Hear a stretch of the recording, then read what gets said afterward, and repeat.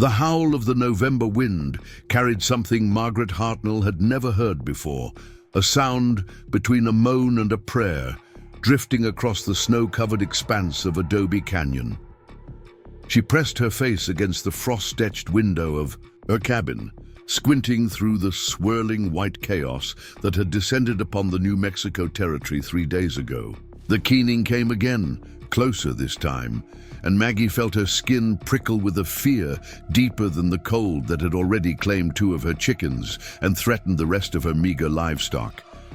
At 29 years old, with calloused hands that had learned to work leather and wood as skillfully as they once embroidered samplers in her Philadelphia childhood, Maggie understood the language of frontier survival. But this sound, this wasn't the cry of a coyote or the death rattle of prey. This was human anguish, carried on winds that could freeze a man's blood in his veins before he drew his next breath. She clutched her Spencer rifle tighter, its weight, both comforting and insufficient, against whatever approached through the blizzard. 8 weeks had passed since she'd buried Samuel beneath the cottonwood tree behind their homestead, his body ravaged by the fever that had swept through Adobe Canyon like wildfire through dry grass. 8 weeks of learning to split wood with hands meant for gentler tasks, of rationing supplies meant for 2, of singing lullabies to baby Elizabeth while wondering if they'd both starve before spring arrived. Before we jump back in, tell us where you're tuning in from, and if this story touches you, make sure you're subscribed, because tomorrow I've saved something extra special for you.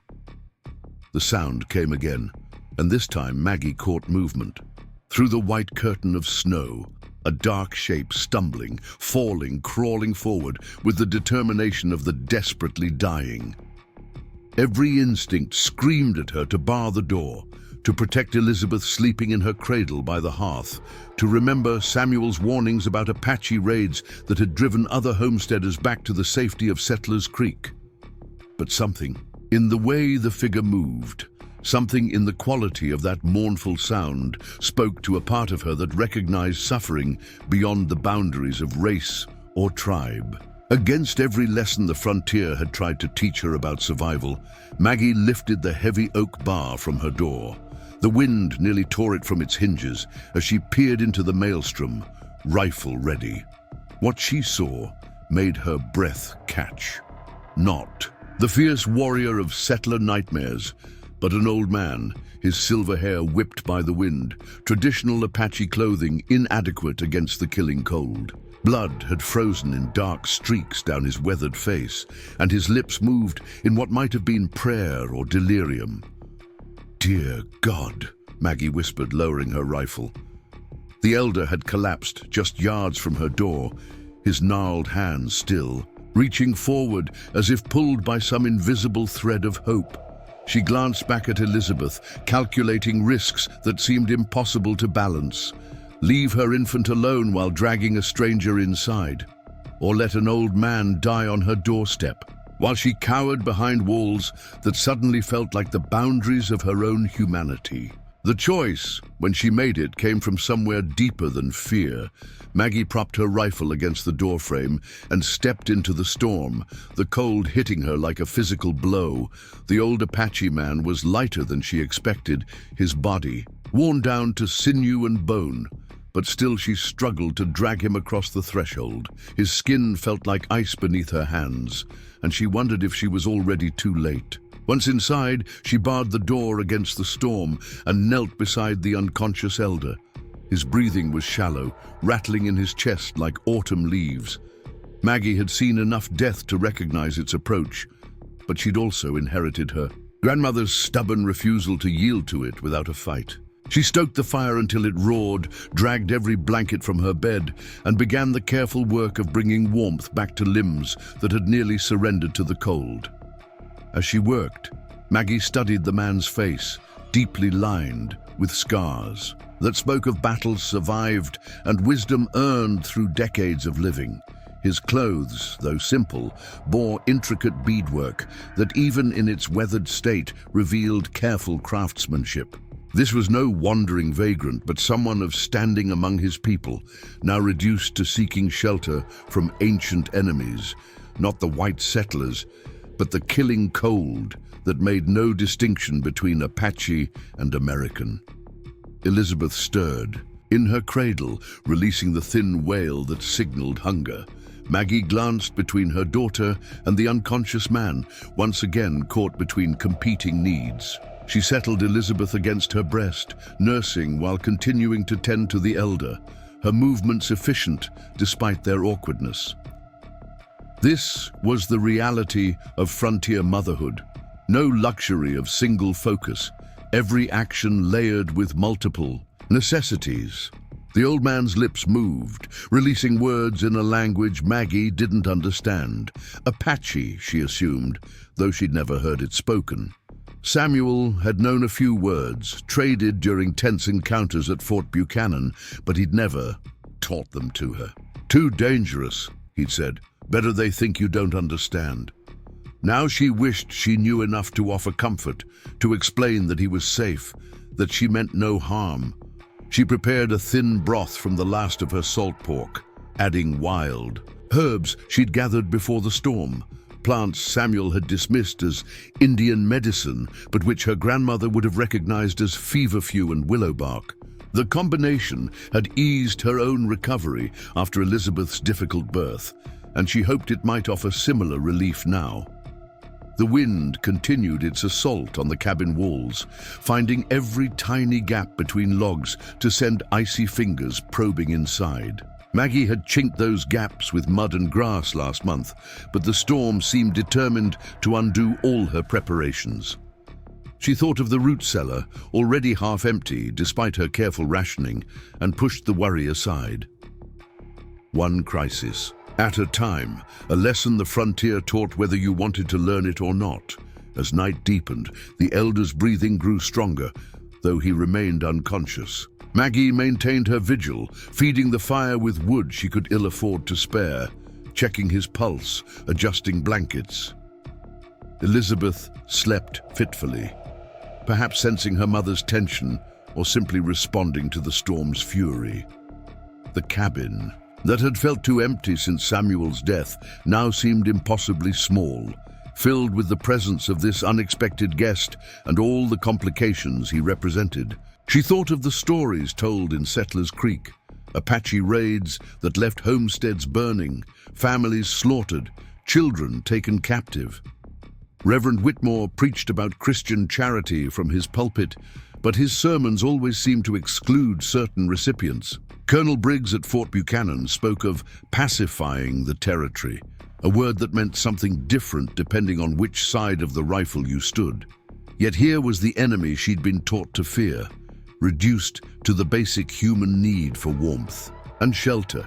His face in repose showed not the savage violence of frontier legend, but the same vulnerability she saw in her own father's face during his final illness. The stories hadn't prepared her for this, for the way common humanity could assert itself, despite all the barriers civilization tried to erect. The storm raged through the night, and Maggie dozed fitfully in her chair, jerking awake at every change in the wind's howl or the elder's breathing. Exhaustion weighed on her like a physical presence, but she'd learned to function through it. Sleep had become a luxury since Samuel's death, replaced by a constant vigilance that left her feeling stretched thin as parchment. Shortly before dawn, the elder's eyes opened. Maggie saw the moment of confusion, the quick assessment of unfamiliar surroundings, the tension that prepared for flight or fight. Then his gaze found hers, and something passed between them, recognition not of identity, but of situation. He was weak, possibly dying, entirely at her mercy. She was alone, vulnerable, having taken a risk that violated every rule of frontier survival. "Water," he whispered, the English word heavily accented but clear. Maggie brought him a cup, supporting his head as he drank. His hands shook with weakness, and she noticed how his fingers had been damaged by frostbite, the tips darkened, in ways that suggested permanent harm. "Thank you," he managed after drinking, each word an effort. "I am called White Crow." Margaret Hartnell, she replied, then added more softly, Maggie, you're safe here. His eyes, dark and knowing despite his condition, studied her face. Safe, he repeated as if tasting the word. A white woman says an Apache is safe. The world has become strange. Despite everything, Maggie felt her lips twitch toward a smile. The world was always strange. We just didn't notice before. White Crow's attention shifted to Elizabeth's cradle, his expression softening. You have a child. A daughter, Elizabeth, and you are alone. It wasn't a question. Something in her bearing, perhaps, or the way she moved through the cabin with the efficiency of someone who had learned to do everything herself. Preparing and narrating this story took us a lot of time, so if you are enjoying it, subscribe to our channel. It means a lot to us. Now back to the story. My husband died 2 months ago. Fever. White Crow nodded slowly, understanding more than she'd said. The fever took many, Apache and white alike. Death does not choose sides. The simple truth of his words struck Maggie with unexpected force. She'd been so focused on surviving each day that she hadn't allowed herself to consider the broader suffering the fever had caused. How many others, Apache and settler alike, faced this winter alone? Why were you traveling in the storm? She asked, spooning more broth between his cracked lips. My people camp in the winter grounds beyond Spirit Mountain. I was returning from Fort Buchanan. His expression darkened. The agent promised supplies, blankets, food. The promises were wind. Maggie had heard similar complaints from white settlers about the Indian agent's reliability. Corruption at the fort was an open secret, with supplies meant for Apache reservations often ending up sold to traders or diverted to line official pockets. I thought to reach camp before the storm, White Crow continued, but the cold came fast, like a white bear from the north. My horse died yesterday. I walked until...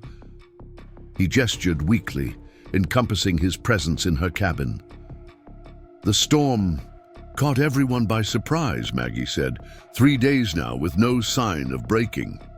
White Crow's eyes sharpened with concern. 3 days? My people will think me dead. When the storm clears, I'll help you send word. He studied her again, that penetrating gaze that seemed to see through surface things. Why did you open your door? Your people teach fear of Apache. Maggie considered the question, searching for an honest answer. My grandmother used to say that in a storm, we're all just people trying to survive.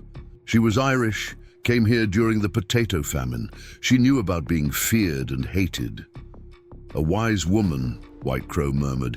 My grandmother said similar words, different troubles, same wisdom. As the morning progressed, Maggie found herself drawn into conversation with White Crow. His English, though accented, was more fluent than she'd expected, learned through years of forced interaction with soldiers, traders, and government officials. He spoke of his youth, when the Apache moved freely through lands that had been theirs for generations, and of the changes that had come with increasing white settlement. My grandson leads our band now, he said, accepting another cup of herbal tea. Running wolf. Hot blood, that one. Sees only the wrongs done to our people, not the path between war and peace. You disagree with him? White Crow's expression grew complex. I am old. I have seen much fighting, much death. The young believe war solves problems. The old know it only creates new ones. Elizabeth woke then, her cries cutting through their conversation. Maggie lifted her daughter, aware of White Crow watching as she tended to the infant's needs. There was something profound about this moment, an Apache elder and a white infant sharing space under the same roof while the storm raged outside, all the artificial barriers between peoples rendered meaningless by basic human need. She is strong, White Crow observed as Elizabeth nursed, like her mother. She'll need to be, Maggie replied. This land doesn't forgive weakness. No, White Crow agreed. but sometimes it rewards kindness. The day wore on, marked by the gradual strengthening of White Crow's condition and the slow weakening of the storm's fury. Maggie shared her meager food supplies without hesitation, though she knew it meant stretching them even thinner. White Crow noticed her portions were smaller than his and protested. "I have enough," she lied, but he saw through it. "When the storm ends, my people will know what you have done. The debt will be repaid." Maggie shook her head. "There's no debt, just people helping people." White Crow smiled then, an expression that transformed his weathered features. "You sound like my wife. She passed 5 winters ago, still teaching me lessons through others' voices." As afternoon gave way to evening, they shared more stories.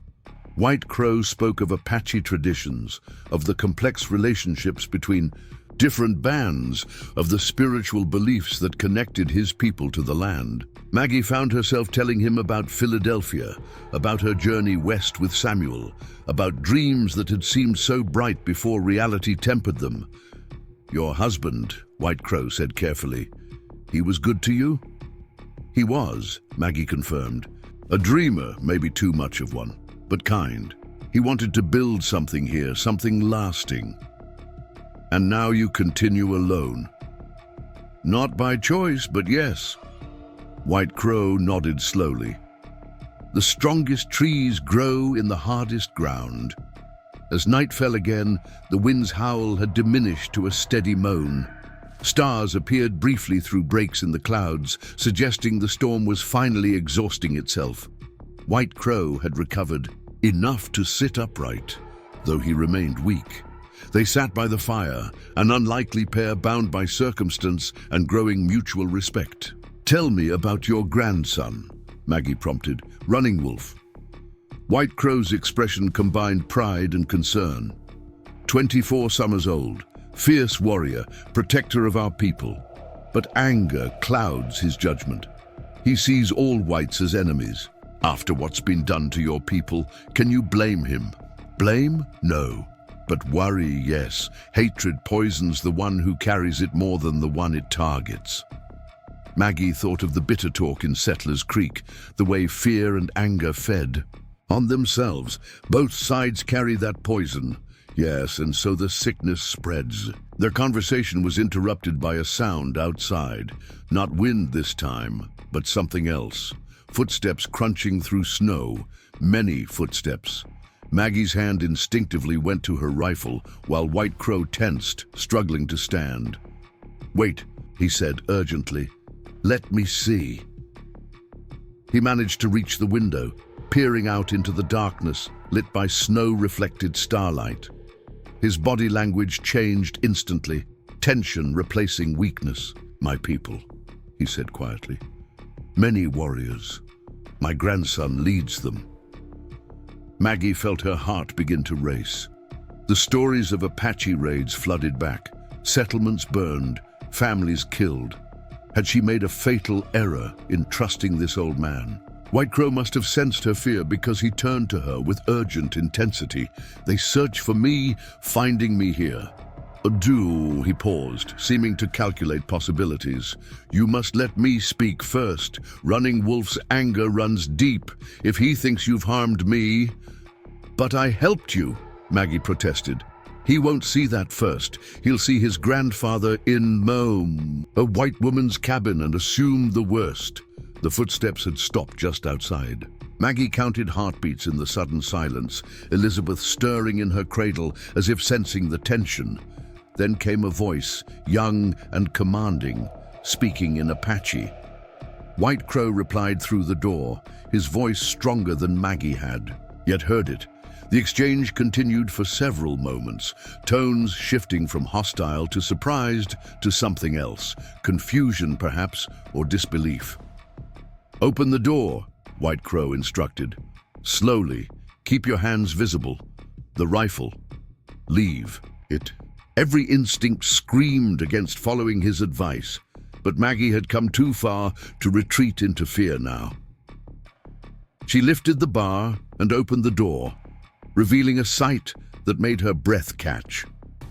Warriors filled her small yard, dozens of them, painted for war, armed with rifles and traditional weapons. At their head stood a young man whose bearing marked him as their leader even before White Crow spoke his name. Running Wolf was tall, powerfully built, with eyes that held the same intelligence as his grandfather's, but burned with barely contained fury. The war chief's gaze swept over Maggie, taking in every detail: her worn dress, her calloused hands, the infant visible in the cradle behind her. Then his attention shifted to White Crow, and his expression transformed. Relief, concern, and confusion warred across his features. The old man stepped forward, speaking rapidly in Apache. Maggie caught her own name and what might have been saved or helped, but the rest was beyond her understanding. The warriors listened, their hostile postures gradually shifting. Some lowered their weapons. Others exchanged glances that suggested surprise. Running Wolf's response was sharp, questioning. He gestured toward Maggie, then the cabin, his tone demanding explanations. White Crow continued speaking, his voice growing stronger, more authoritative. Whatever he said caused a ripple of reaction through the assembled warriors. Finally, Running Wolf addressed Maggie directly, his English accented but clear.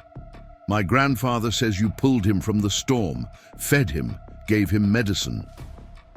"He was dying," Maggie replied, fighting to keep her voice steady. "I did what anyone would do." "No," Running Wolf corrected sharply. "Not anyone, not for Apache." His eyes narrowed. "Why?"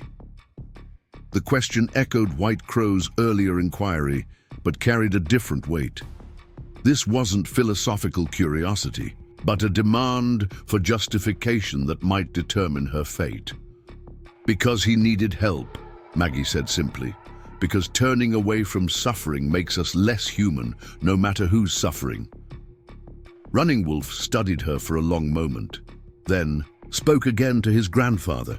The exchange continued, other warriors occasionally adding comments. Maggie caught tones more than words, skepticism from some, thoughtfulness from others.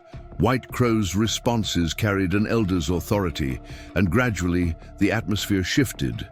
Dawn was breaking as the discussion concluded, pink light painting the snow-covered landscape. Running Wolf turned back to Maggie, his expression still guarded but no longer hostile.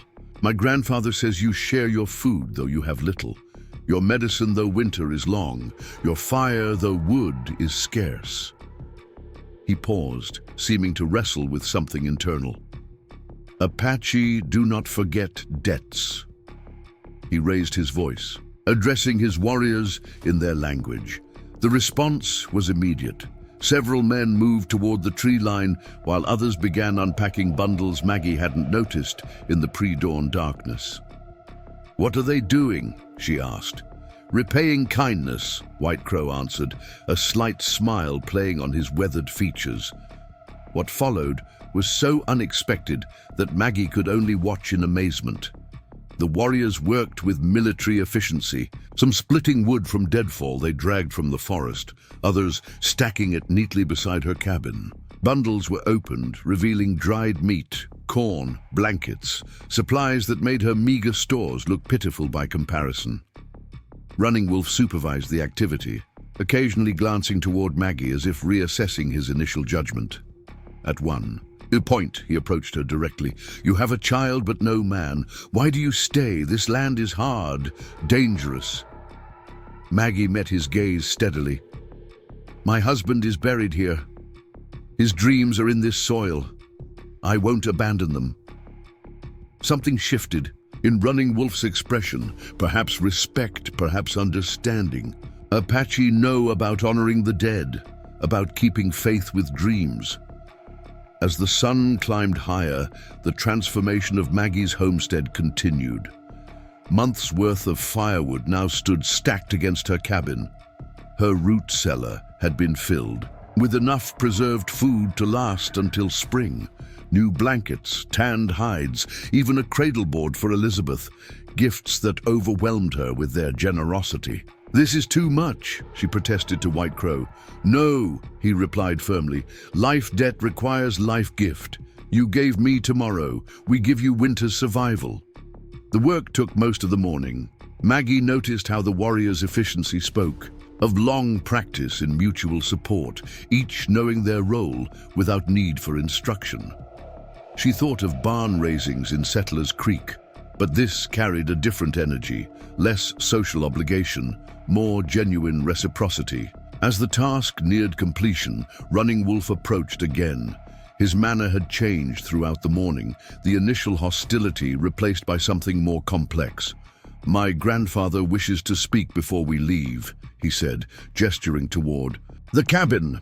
Inside, White Crow sat by the fire, looking stronger than he had since his arrival. The herbs and rest had worked their healing, though Maggie could see he still needed recovery time. "I must return to my people," the elder began, "but first, words of thanks seem small for what you've done." "Your people have already given." "More than enough," Maggie replied. "Things, yes, but perhaps something more valuable." He studied her thoughtfully. "You live alone at the edge of two worlds, Apache land and white settlement, dangerous ground." Maggie nodded, unsure where he was leading. "I propose this," White Crow continued. "My band winters near Spirit Mountain, a day's ride south. If trouble comes from any direction, send smoke. 3 fires in a row. We will see." The offer's implications were staggering. Protection from the Apache was one thing, but White Crow seemed to suggest more. A bridge between worlds that rarely acknowledged each other's humanity. "And if your people object?" Maggie asked, glancing meaningfully at Running Wolf. The war chief's jaw tightened, but when he spoke, his words surprised her. "My grandfather is wise. If he says you are under our protection, it is so." He paused, then added with less certainty, "Though others may not understand." "Others on both sides," Maggie acknowledged. "Yes." Running Wolf's agreement carried weight, but understanding begins with single acts, like saving an old man from the snow. As the Apache prepared to depart, White Crow took Maggie's hands in his gnarled ones. "The storm brought me to your door," he said. "But kindness made you open it. Remember, the world is strange, but people remain people." The war party departed as efficiently as they'd worked, disappearing into the tree line until only their tracks in the snow proved the morning's events had been real. Maggie stood in her doorway, Elizabeth in her arms, watching until the last warrior vanished from sight. The cabin felt different now, not empty as it had since Samuel's death, but filled with possibility. The supplies would see them through winter, but more than that, something fundamental had shifted. The frontier's rigid boundaries had blurred, revealing common ground where she'd been taught to expect only conflict. As she turned to go inside, Maggie noticed something left by the door, a small pouch decorated with intricate beadwork. Inside, she found herbs she didn't recognize and a single eagle feather. White Crow's final gift, perhaps, or a token of the bridge they'd built between worlds, separated by misunderstanding and fear. The storm had passed, leaving the landscape transformed beneath pristine snow. But the greater transformation was less visible. A frontier widow and an Apache elder finding humanity in each other, and in doing so, creating ripples that might spread far beyond Adobe Canyon. Looking south towards Spirit Mountain, Maggie wondered what challenges lay ahead. Settlers Creek would have opinions about Apache warriors at her homestead. Running Wolf's own people might question their chief's decision. The cavalry at Fort Buchanan would certainly investigate reports of Indian activity so close to white settlements. But for now, in this moment of unlikely grace, Maggie simply held her daughter close and watched the sunrise paint the snow-covered mountains gold. Tomorrow would bring its own tests. Today had proven that even on the harsh frontier, kindness could flower in the most unexpected soil, growing strong enough to bridge the deepest divides. The world was indeed strange, as White Crow had said. But perhaps that strangeness held more promise than anyone had dared imagine. The morning after the Apache departure found Maggie standing before shelves now laden with preserved meat, dried corn and medicinal herbs, abundance where scarcity had reigned just hours before. She touched each item with reverent fingers, still struggling to comprehend the transformation of her circumstances. Elizabeth gurgled from her new cradle board, the intricate Apache craftsmanship evident in every carefully carved detail. A sharp knock interrupted her wonderment. Through the window she glimpsed Tom Garrett, the local rancher whose spread dominated the southern portion of Adobe Canyon. His presence sent a flutter of unease through her stomach. Garrett had visited twice since Samuel's death, each time pressing offers to buy her land at prices that insulted both intelligence and dignity. Opening the door revealed Garrett alongside two of his ranch hands, their faces set in expressions of barely contained displeasure. Snow still clung to their boots, suggesting they'd ridden hard from town. "Mrs. Hartnell," Garrett touched his, at brim, the gesture perfunctory rather than respectful. "Heard tell you had some unusual visitors yesterday." News traveled fast on the frontier, carried by hunters, trappers, and the ever-watchful eyes of those who made others' business there. Oh, Maggie had expected scrutiny, but not quite this soon.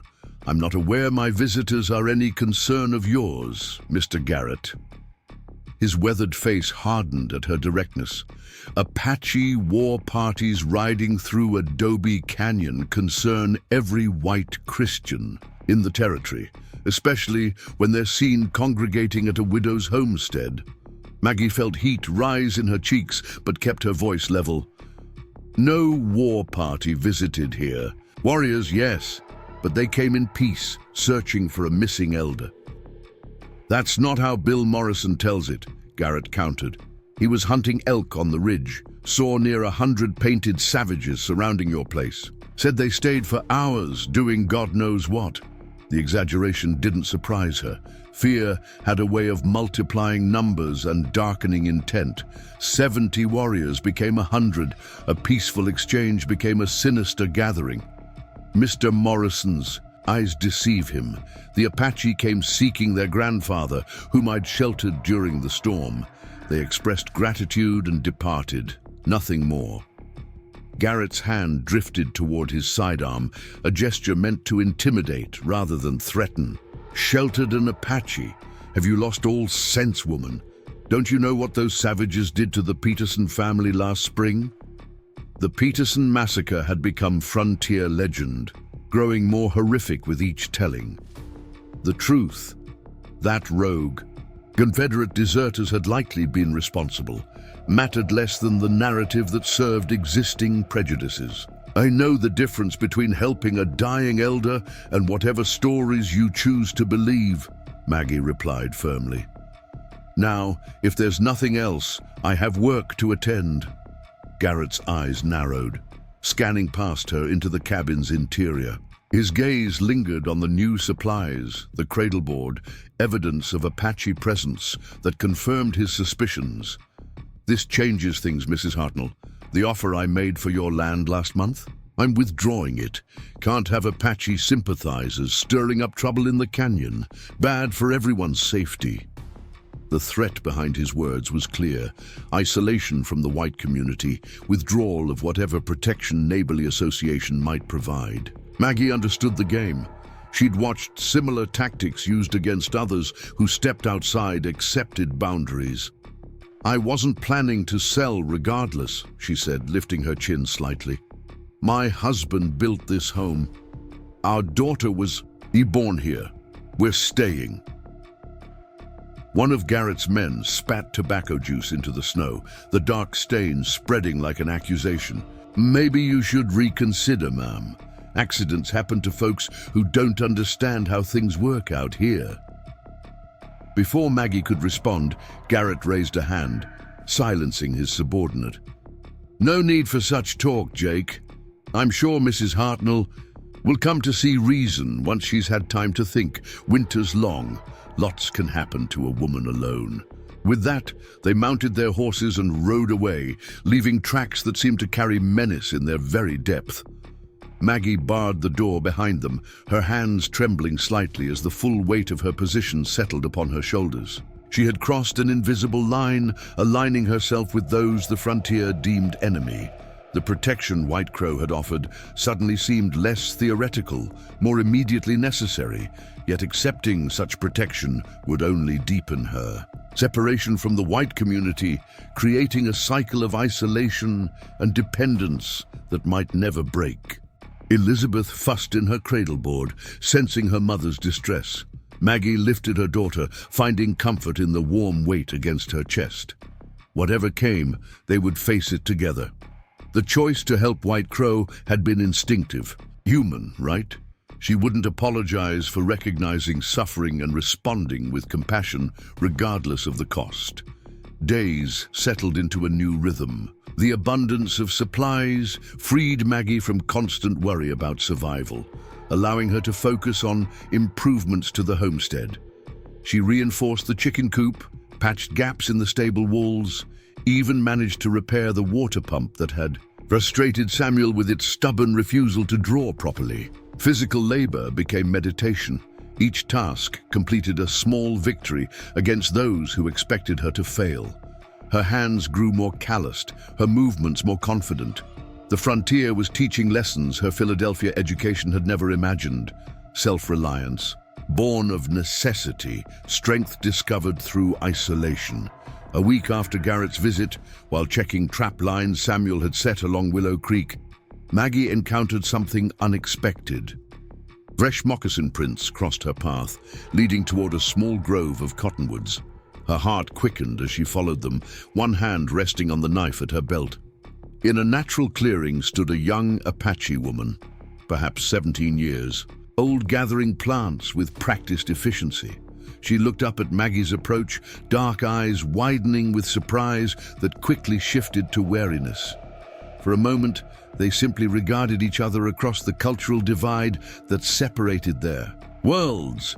Then the girl spoke, her English hesitant but clear. "You are the white woman who saved Grandfather White Crow." It was statement rather than question. Maggie nodded slowly, keeping her movements deliberate and non-threatening. "I am," she confirmed. "And you are." "Morning Star?" The girl's posture relaxed fractionally. "White Crow is my mother's father. He told of your kindness." Maggie noticed the gathering basket at Morning Star's feet, partially filled with roots and winter herbs. "You're collecting medicines." A ghost of a smile touched the girl's lips. "You know plants?" "A little. My grandmother taught me some, and your grandfather shared knowledge of others." Morning Star's expression shifted to interest. She held up a gnarled root Maggie didn't recognize. "This is good for babies who cry too much, boiled with honey. Your daughter, Elizabeth? She might need it when teeth come." The casual inclusion of her daughter's name, the assumption of ongoing connection, moved Maggie unexpectedly. Here was evidence that White Crow had spoken of her beyond mere mention of the rescue, that she existed as a person in Apache consciousness, rather than simply the white woman. "Would you teach me?" Maggie asked impulsively. "About the plants, I mean. I want to learn." Morningstar hesitated, glancing around as if checking for observers. "It is not usual. White women do not seek Apache knowledge." "Nothing about my situation is usual," Maggie replied with dry humor. "I seem to be making my own rules as I go." That earned a genuine smile from the girl. "Grandmother says the same of me. Always questions, always pushing boundaries." She paused, seeming to reach a decision. "I will teach if you wish to learn, but not here too open. There is a place." She described a location upstream where a spring created a small, sheltered hollow, protected by rocks and overhanging willows. They arranged to meet there in 3 days, when the moon would be new and darkness would hide their movements from. unfriendly eyes. As they parted, Morning Star pressed something into Maggie's hand, a small leather pouch similar to the one White Crow had left. "For protection," she said simply. "Grandfather says you might need it." That evening, Maggie examined the pouch's contents by firelight. More herbs she couldn't identify, what appeared to be an arrow straightener made from antler, and a blue stone that seemed to hold light within its depths. Protection could mean many things, she realized. Physical, spiritual, practical. Prickle. Apache understood that true safety came from connections across multiple realms. Her contemplation was interrupted by hoofbeats approaching rapidly. Maggie reached for her rifle, positioning herself where she could see the trail while remaining concealed. A lone rider appeared, pushing his horse hard through the gathering darkness. She recognized Dr. Martin Prescott just as his mount stumbled in the snow. The doctor managed to keep his seat, guiding the exhausted animal into her yard where it stood with heaving flanks and lowered head. "Dr. Prescott," Maggie emerged, rifle lowered but ready. "What brings you out so late?" The young physician dismounted stiffly, his usually composed demeanor fractured by urgency. "Mrs. Hartnell, thank God. I've ridden from town with troubling news. May I come in?" Inside, Prescott accepted coffee with grateful hands while struggling to catch his breath. Despite her offers, he refused food or a chair, clearly agitated by whatever had driven him through the darkness. "There was a town meeting today," he began, "called by Garrett and Reverend Whitmore. They've convinced half the settlement that your association with the Apache threatens everyone's safety." Maggie felt cold settle into her stomach. What exactly are they saying?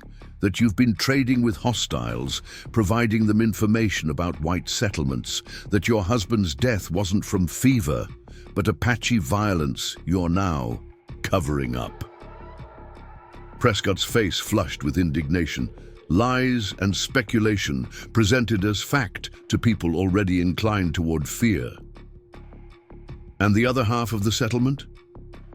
Divided? Hannah Sullivan spoke in your defense, as did several others who remember how you nursed their children through the fever outbreak. But fear is a powerful motivator, especially when wrapped in righteousness. Maggie sank into a chair, processing this information. She'd expected backlash, but not orchestrated opposition aimed at turning the entire community against her. "There's more," Prescott continued grimly. "Colonel Briggs has been notified. Garrett has connections at Fort Buchanan.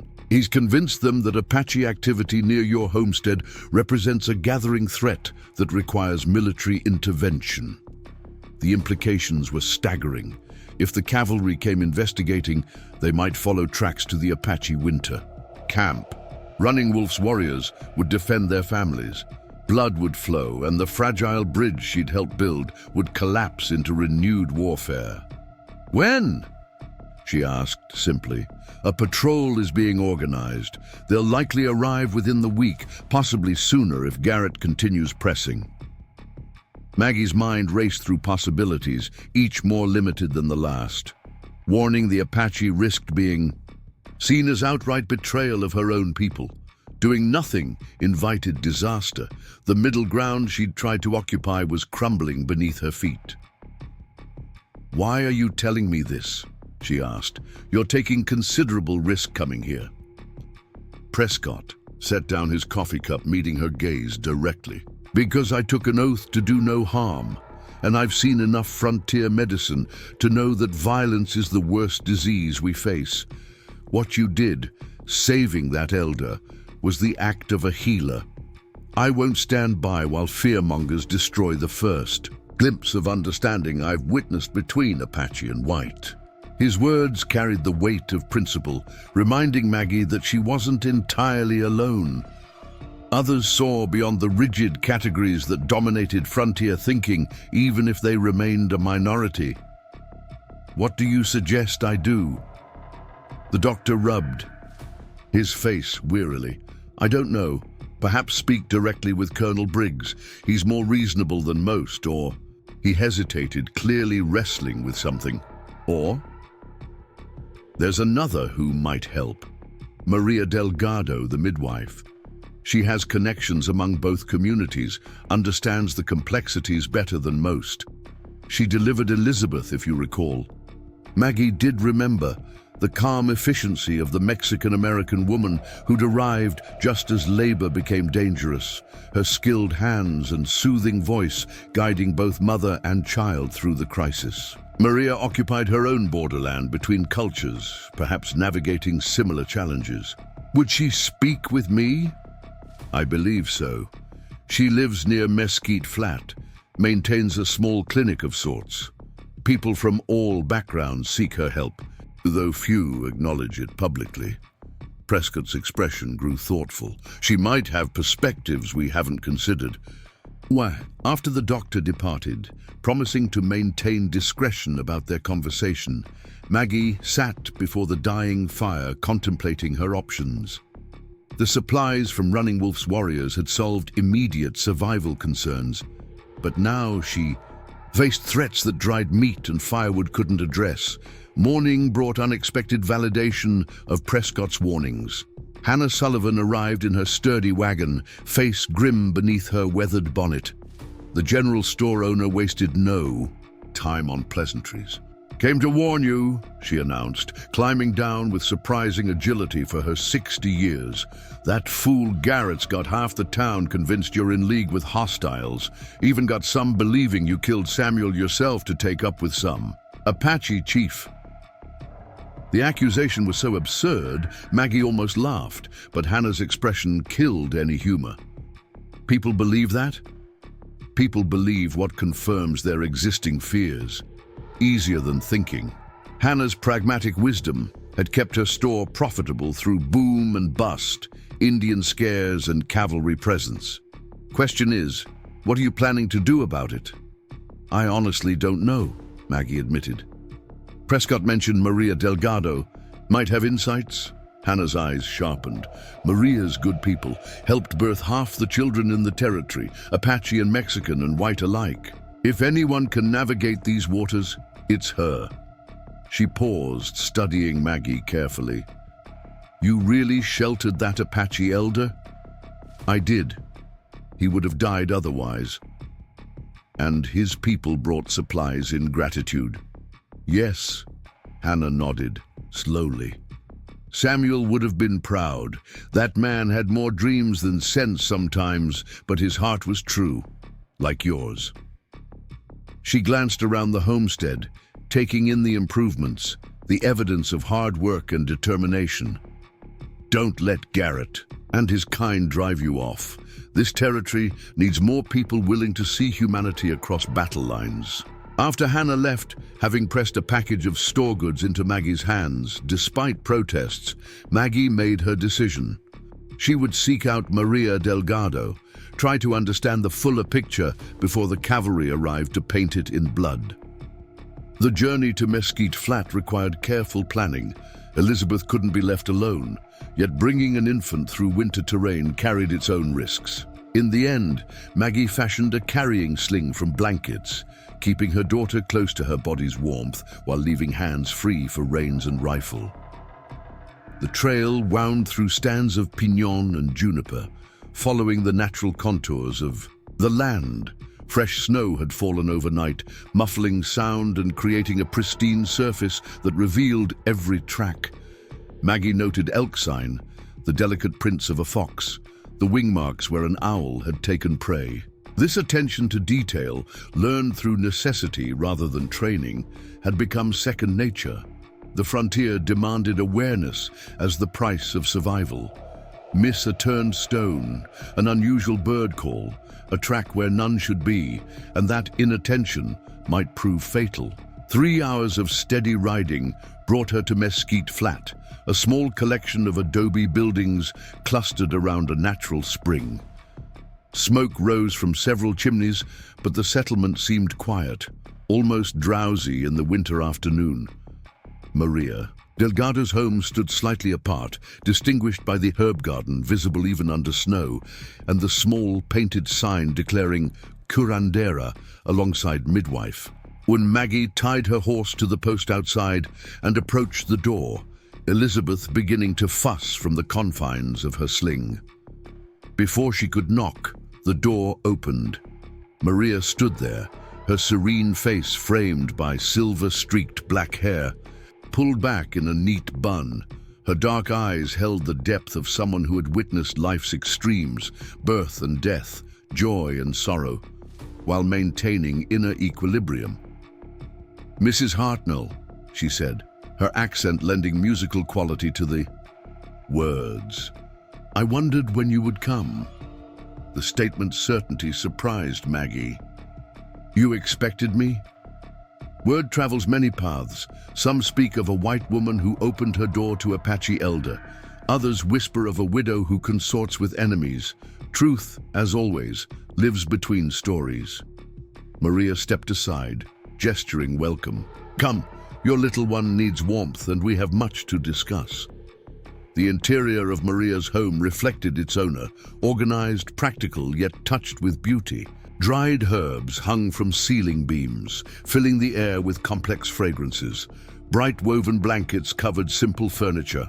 Religious icons shared wall space with Apache and Mexican artifacts, creating an eclectic harmony that spoke of multiple traditions honored equally.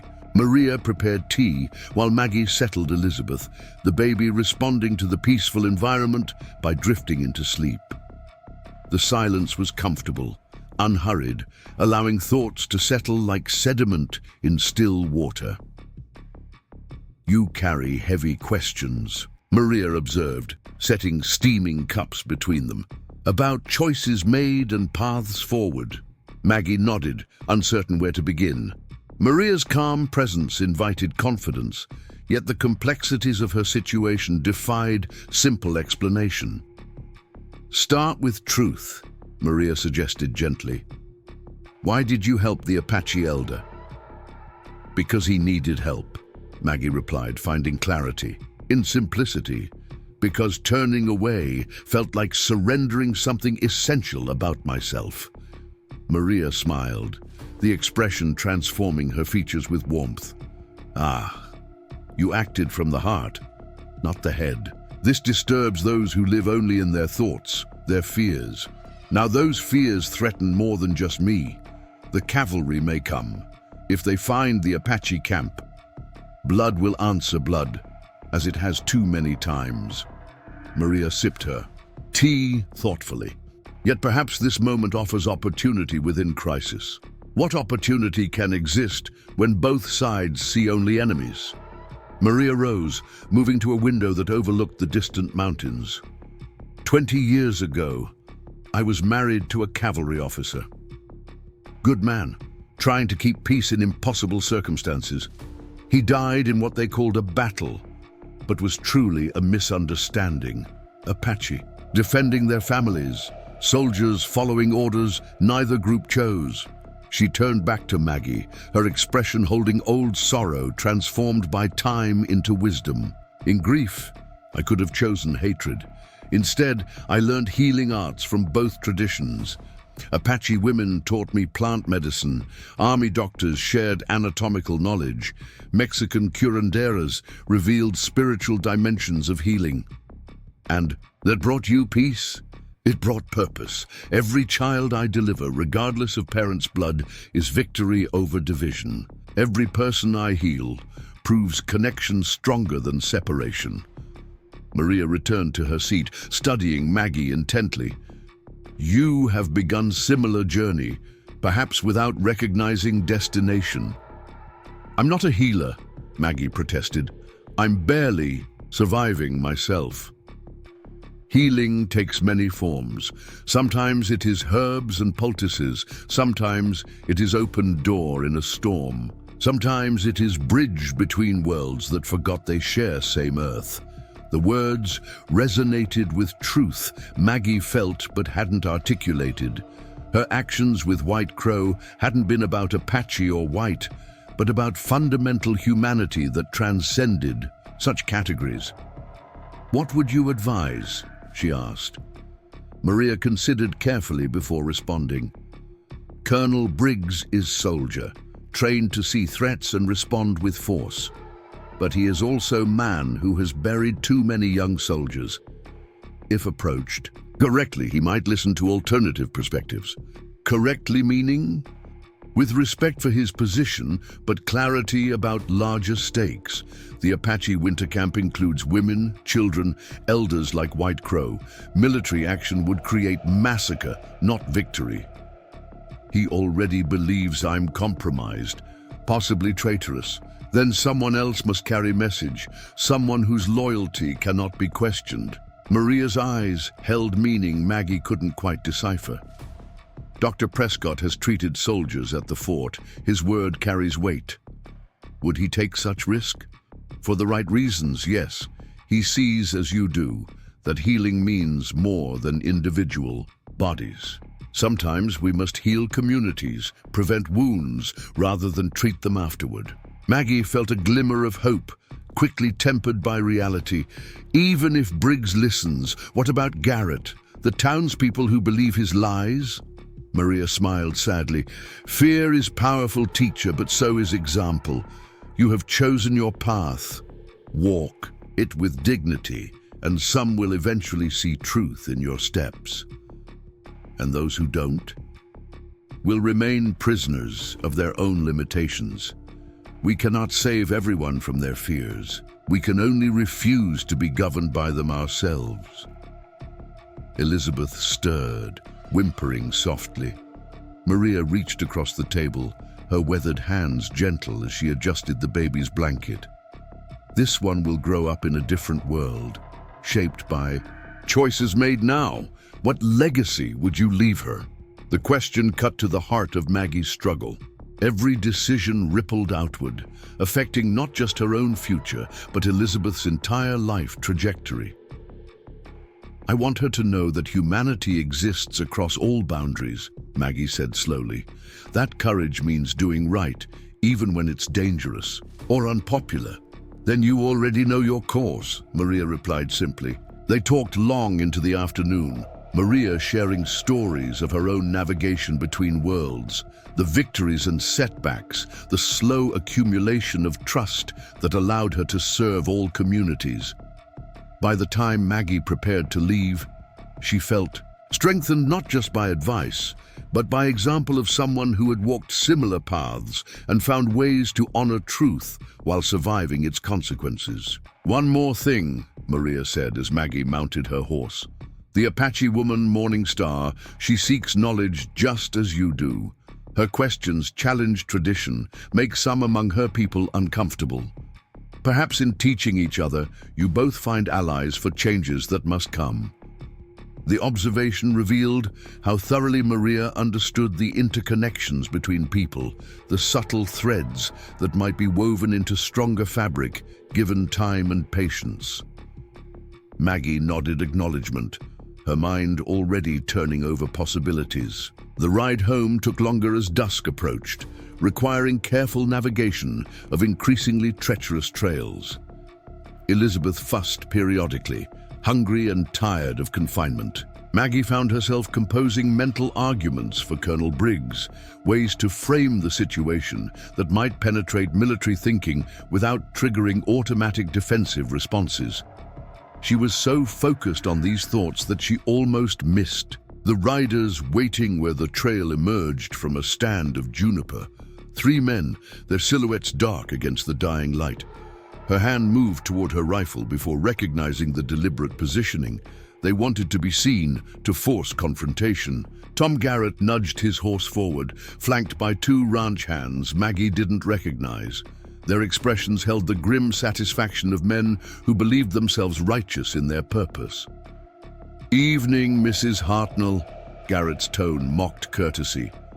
"Bit late to be traveling alone, isn't it?" "My travels are my own concern," Maggie replied, keeping her voice steady despite the fear crawling up her spine. Elizabeth, sensing tension, began to cry. "See, that's where you're wrong," Garrett continued. "When those travels involve conferring, With Mexican witches about protecting Apache murderers, it becomes everyone's concern. So she'd been followed, or her destination had been anticipated. The network of watchers and informants that pervaded frontier communities had tracked her movements, drawn conclusions that fed existing narratives. Maria Delgado is a respected healer who has helped half the families in this territory, Maggie stated firmly, including yours if memory serves. Didn't she save your son's life after that rattlesnake bite? Garrett's face darkened at the reminder, but he pressed forward. That was before we understood her true nature. Consorting with hostiles, teaching heathen practices, just like you. One of his companions shifted in his saddle, clearly eager for more than words. Maggie recognized the type, men who found purpose in others' fear, who confused intimidation with strength. "Let me pass," she said quietly. "My daughter needs feeding and rest." "Your daughter needs a proper Christian upbringing," Garrett countered. "Not exposure to savage influences. There's talk in town about taking action to protect innocent children from corrupting associations." The threat was veiled but clear. Frontier communities sometimes intervened when they deemed parents unfit. Children relocated to proper homes for their supposed benefit. The possibility sent ice through Maggie's veins. "You wouldn't dare," she breathed. "Wouldn't we?" Garrett leaned forward in his saddle. "A mother who endangers her child through associations with hostiles, who rejects community standards and godly guidance, seems like clear case for intervention." Maggie's hand tightened on her rifle, maternal instinct overwhelming caution. Before she could respond, another voice cut through the gathering darkness. "That's enough, Garrett."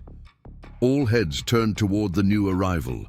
A lone rider approached from the direction of town, his cavalry uniform visible even in the failing light.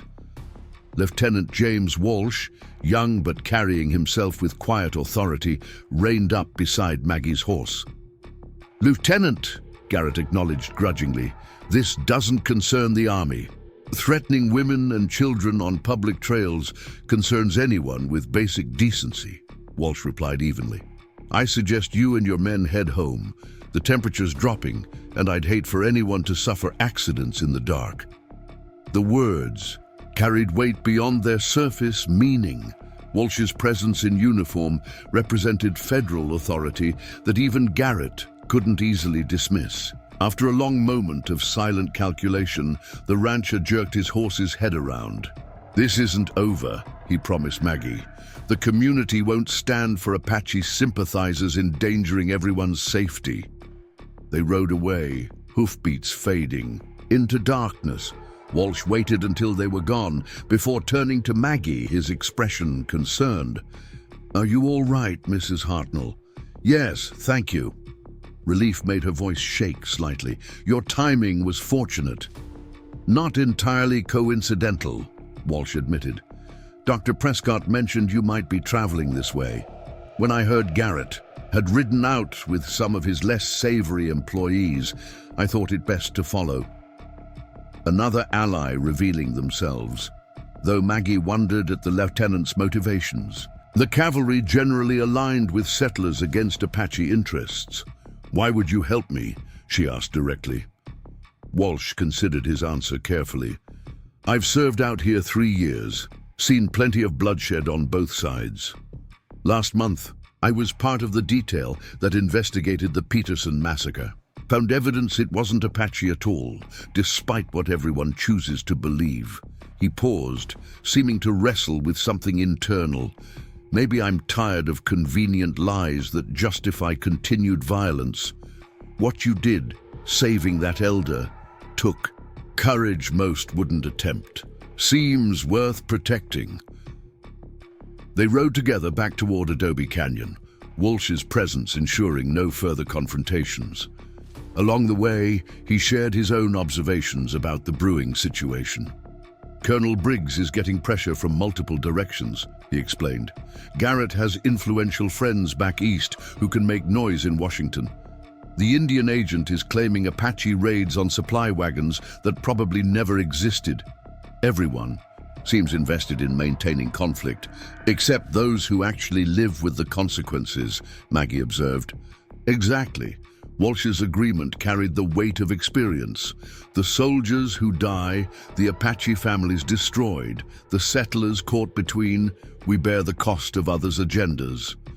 As they reached the fork, where trails diverged toward the Fort and Maggie's homestead, Walsh reined up.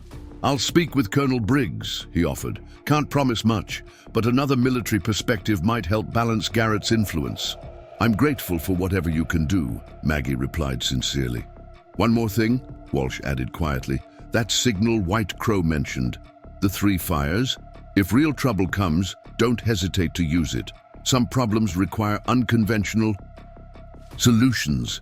He rode away before she could respond, leaving Maggie to ponder the implications of a cavalry officer suggesting she call upon Apache protection.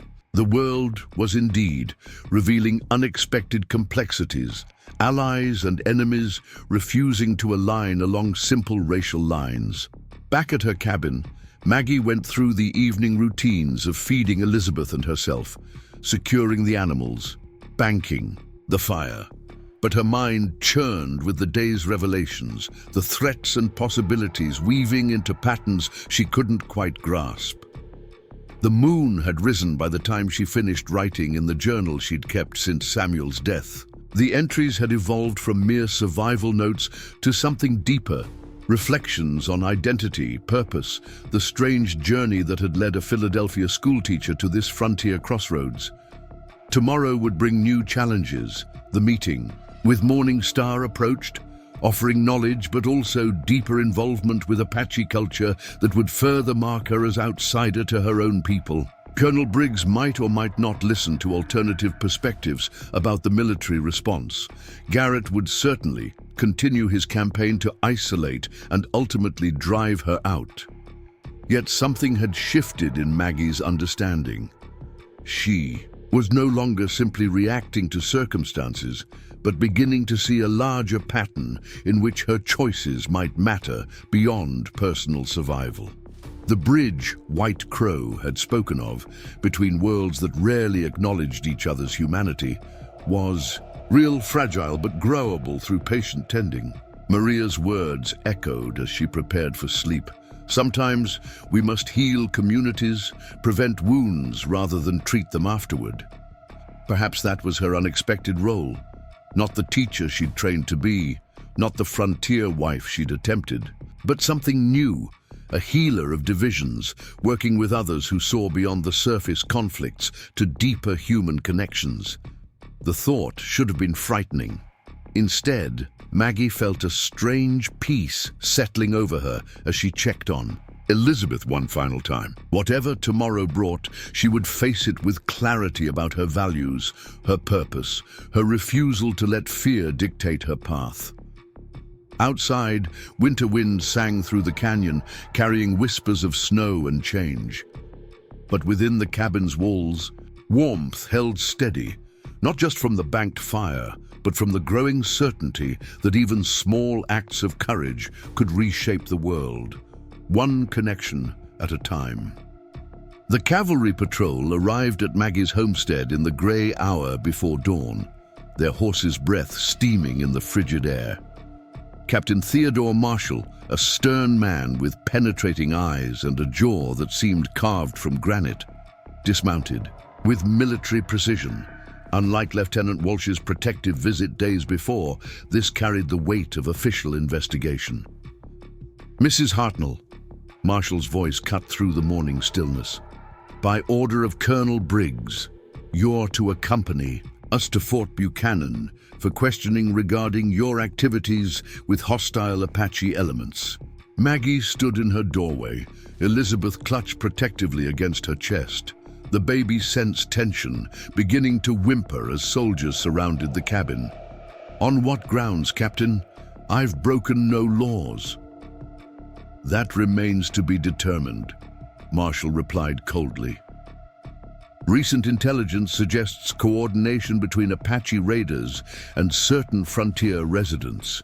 Your documented interactions make you a person of interest." The accusation sent ice through Maggie's veins. This wasn't Garrett's crude intimidation, but something far more dangerous. Military justice operating under martial law, where constitutional protections grew thin as prairie grass.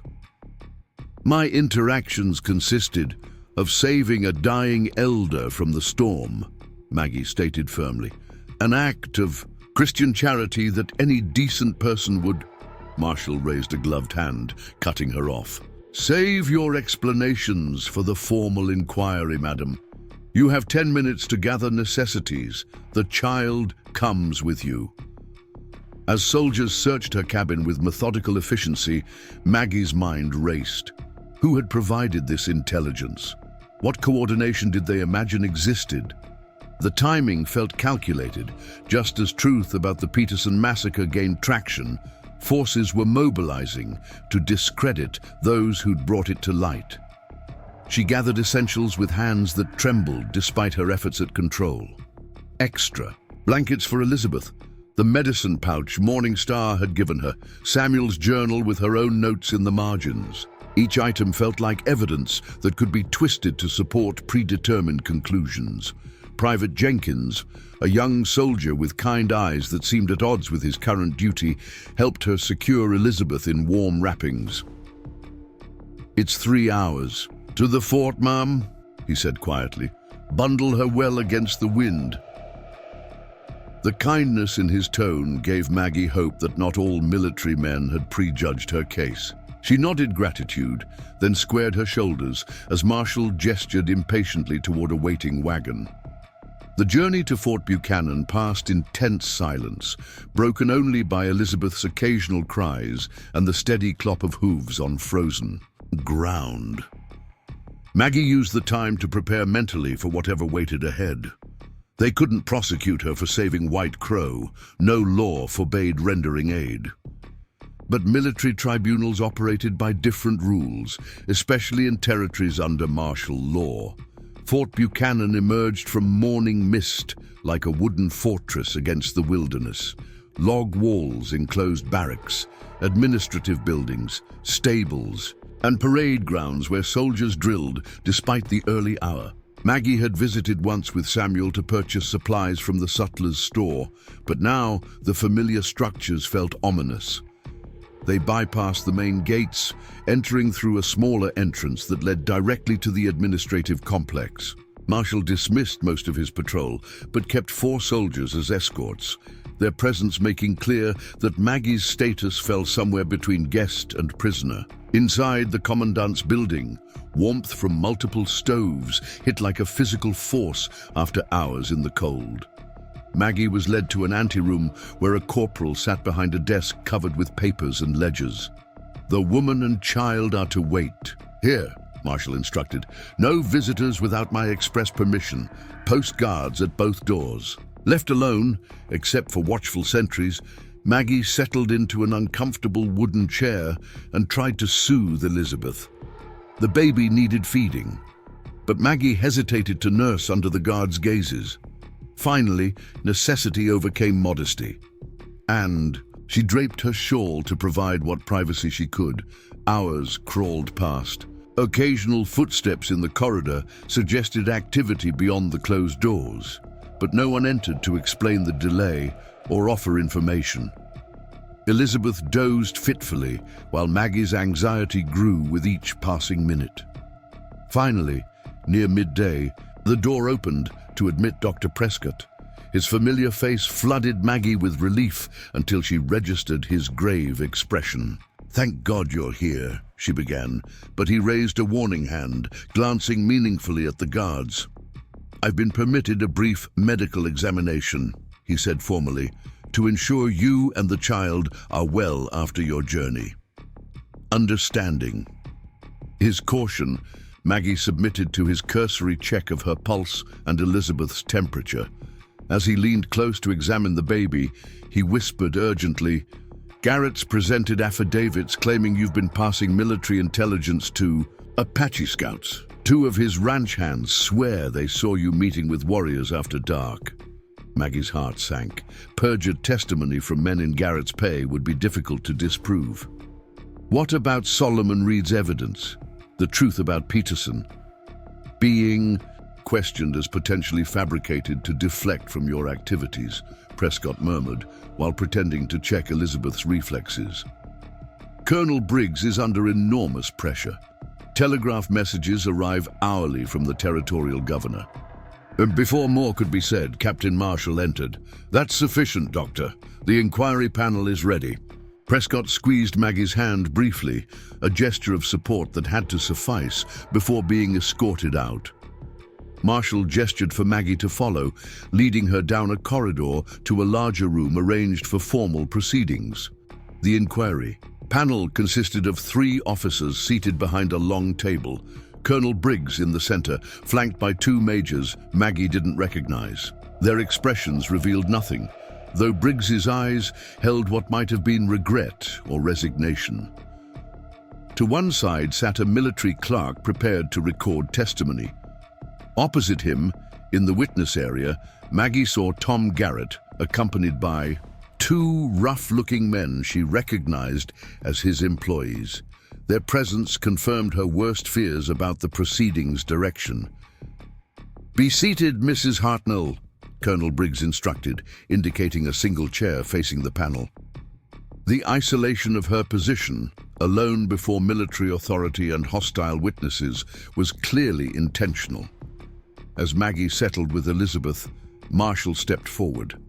"This inquiry is convened to investigate allegations of communication with hostile Apache elements and potential transmission of sensitive military information. The witness will answer all questions truthfully and completely." The formality of the language, the weight of military ceremony, created an atmosphere where truth seemed secondary to process. Maggie straightened her spine, drawing on reserves of courage she'd discovered during the blizzard's darkest hours. Colonel Briggs shuffled papers before addressing her directly. "Mrs. Hartnell, you acknowledge providing aid to an Apache individual during the recent storm?" "I provided aid to a human being who was dying," Maggie clarified. "His tribal affiliation was irrelevant to my decision." One of the majors, a heavy-set man with suspicious eyes, leaned forward. Yet this act led to extensive contact with Apache warriors, including their war chief Running Wolf. They came seeking their missing elder. When they learned I'd saved him, they expressed gratitude through gifts of food and supplies, nothing more. Garrett shifted in his seat, his expression radiating righteous satisfaction. The major continued. "These gifts suggest ongoing relationship rather than single encounter. Witnesses report multiple meetings with Apache individuals, including nighttime gatherings away from your homestead." "I've met with a young Apache woman interested in learning about frontier medicine," Maggie admitted, seeing no point in denial. "She teaches herbal remedies, while I share what I know of treating childhood ailments. Healing knowledge benefits everyone, regardless of race." The admission caused murmurs among the observers.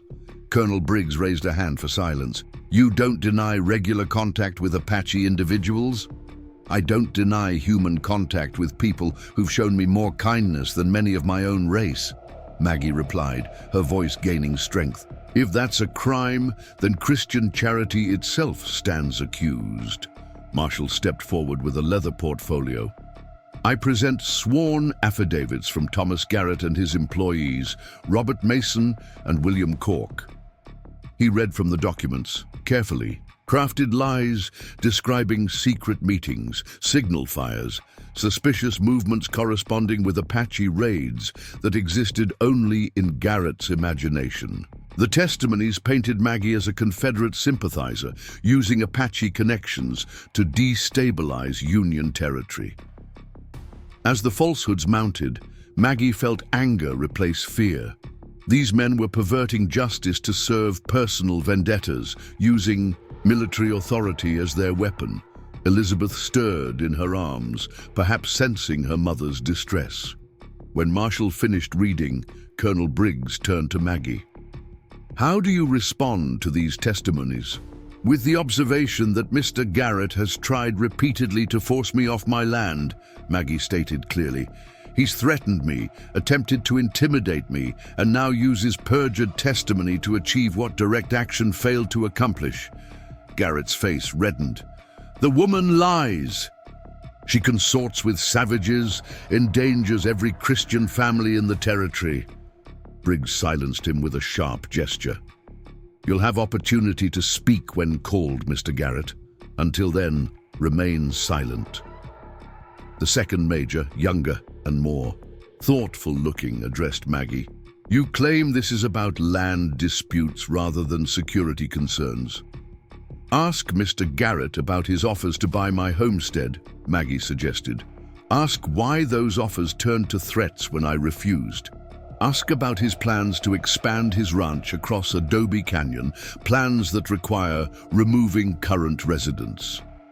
These are separate issues, Marshall interjected. The question is whether you've provided information to Apache hostiles that could compromise military operations. What information could I possibly provide?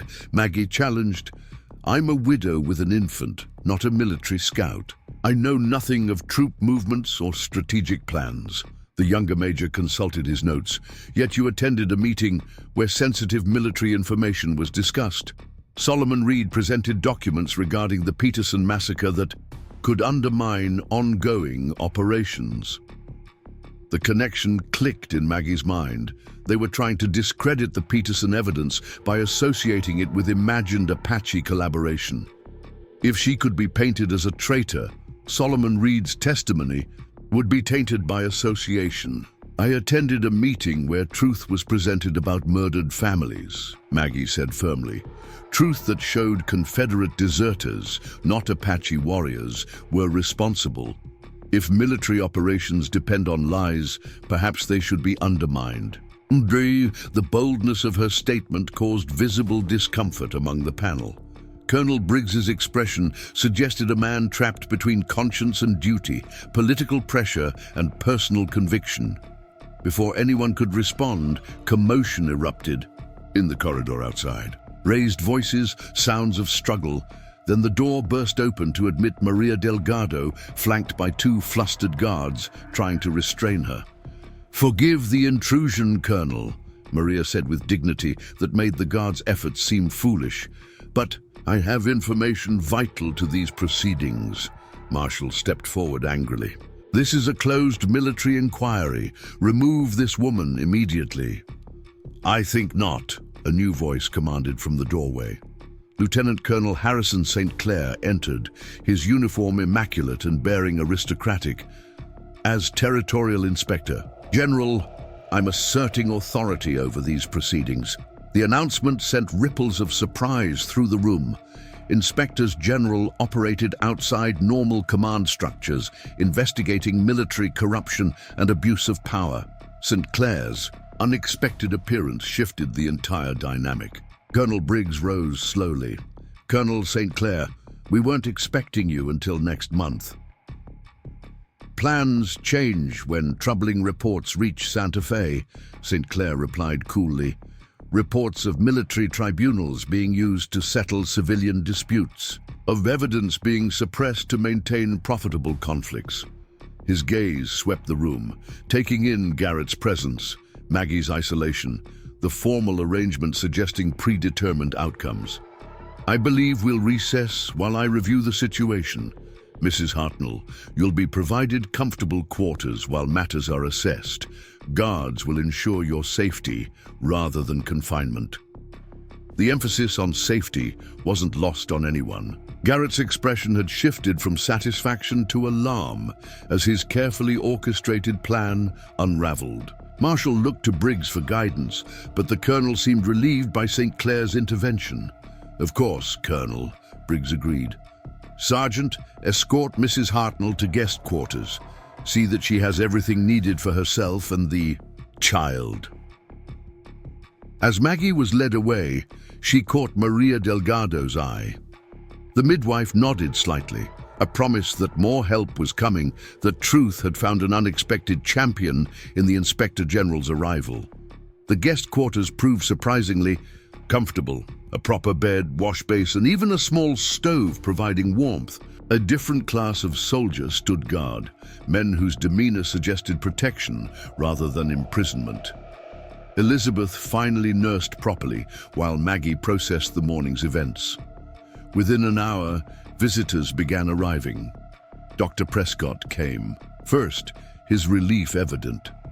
St. Clair's appearance is providential. He has a reputation for integrity that even Garrett's connections can't compromise. "How did he know to come?" Maggie asked. Prescott smiled slightly.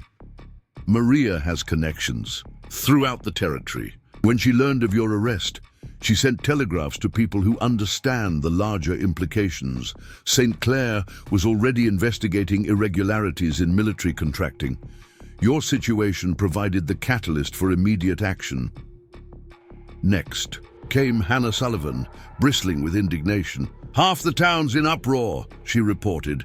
"Some supporting Garrett's position, others outraged at military overreach. The mayor's wife is organizing a petition demanding civilian oversight of any proceedings against you." The support was heartening, but Maggie understood the deeper currents at work. Her case had become a symbol for larger conflicts. Military versus civilian authority, fear versus understanding, old prejudices versus new possibilities. Personal survival had merged with principles that affected everyone. Maria Delgado arrived, near sunset, accompanied by someone Maggie hadn't expected. Running Wolf himself, dressed in civilian clothes that couldn't disguise his warrior's bearing. "This is madness," Maggie protested. "You're taking enormous risks coming here." Running Wolf's expression remained calm.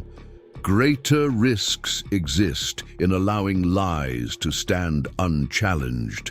My presence proves what Garrett claims is impossible, that Apache can enter fort peacefully, speak truth to power, seek justice through law rather than warfare." Maria added context. Colonel St. Clair requested witnesses who could address the actual nature of Apache-white interactions. Running Wolf volunteered against considerable opposition from his own people. The war chief's decision represented extraordinary courage, not the battlefield kind his culture celebrated, but the harder bravery of stepping beyond traditional boundaries. Maggie felt humbled by the risks others were taking on her behalf. "White Crow sends message," Running Wolf continued. "He says truth speaker must not stand alone, that bridges built in storm deserve defending in sunshine." Evening brought a summons to St. Clair's temporary office. The Inspector General proved to be a thin, aesthetic man, whose mild appearance belied sharp intelligence.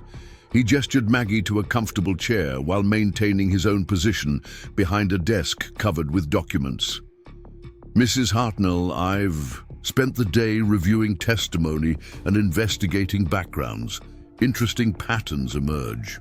Mr. Garrett has filed land claims that would benefit significantly from your removal. His witnesses have debts that suddenly disappeared after providing affidavits. The military intelligence he claims you compromised doesn't actually exist in any official documents." Relief flooded through Maggie, but St. Clair's expression remained serious. "However," he continued, "your admitted interactions with Apache individuals create complications. Not legal ones, no law forbids such associations, but political realities in this territory make your position precarious. Powerful interests profit from continued conflict. Your actions threaten those profits. So I'm to be sacrificed to maintain profitable warfare?" Maggie asked bitterly. St. Clair's smile was thin but genuine. "On the contrary, I believe your situation offers opportunity to expose corruption that's festered too long. But success requires careful strategy. Are you willing to take calculated risks for larger purpose?" "What kind of risks?" The Inspector General leaned forward, his intensity palpable. "Tomorrow's proceedings will include testimony from all parties.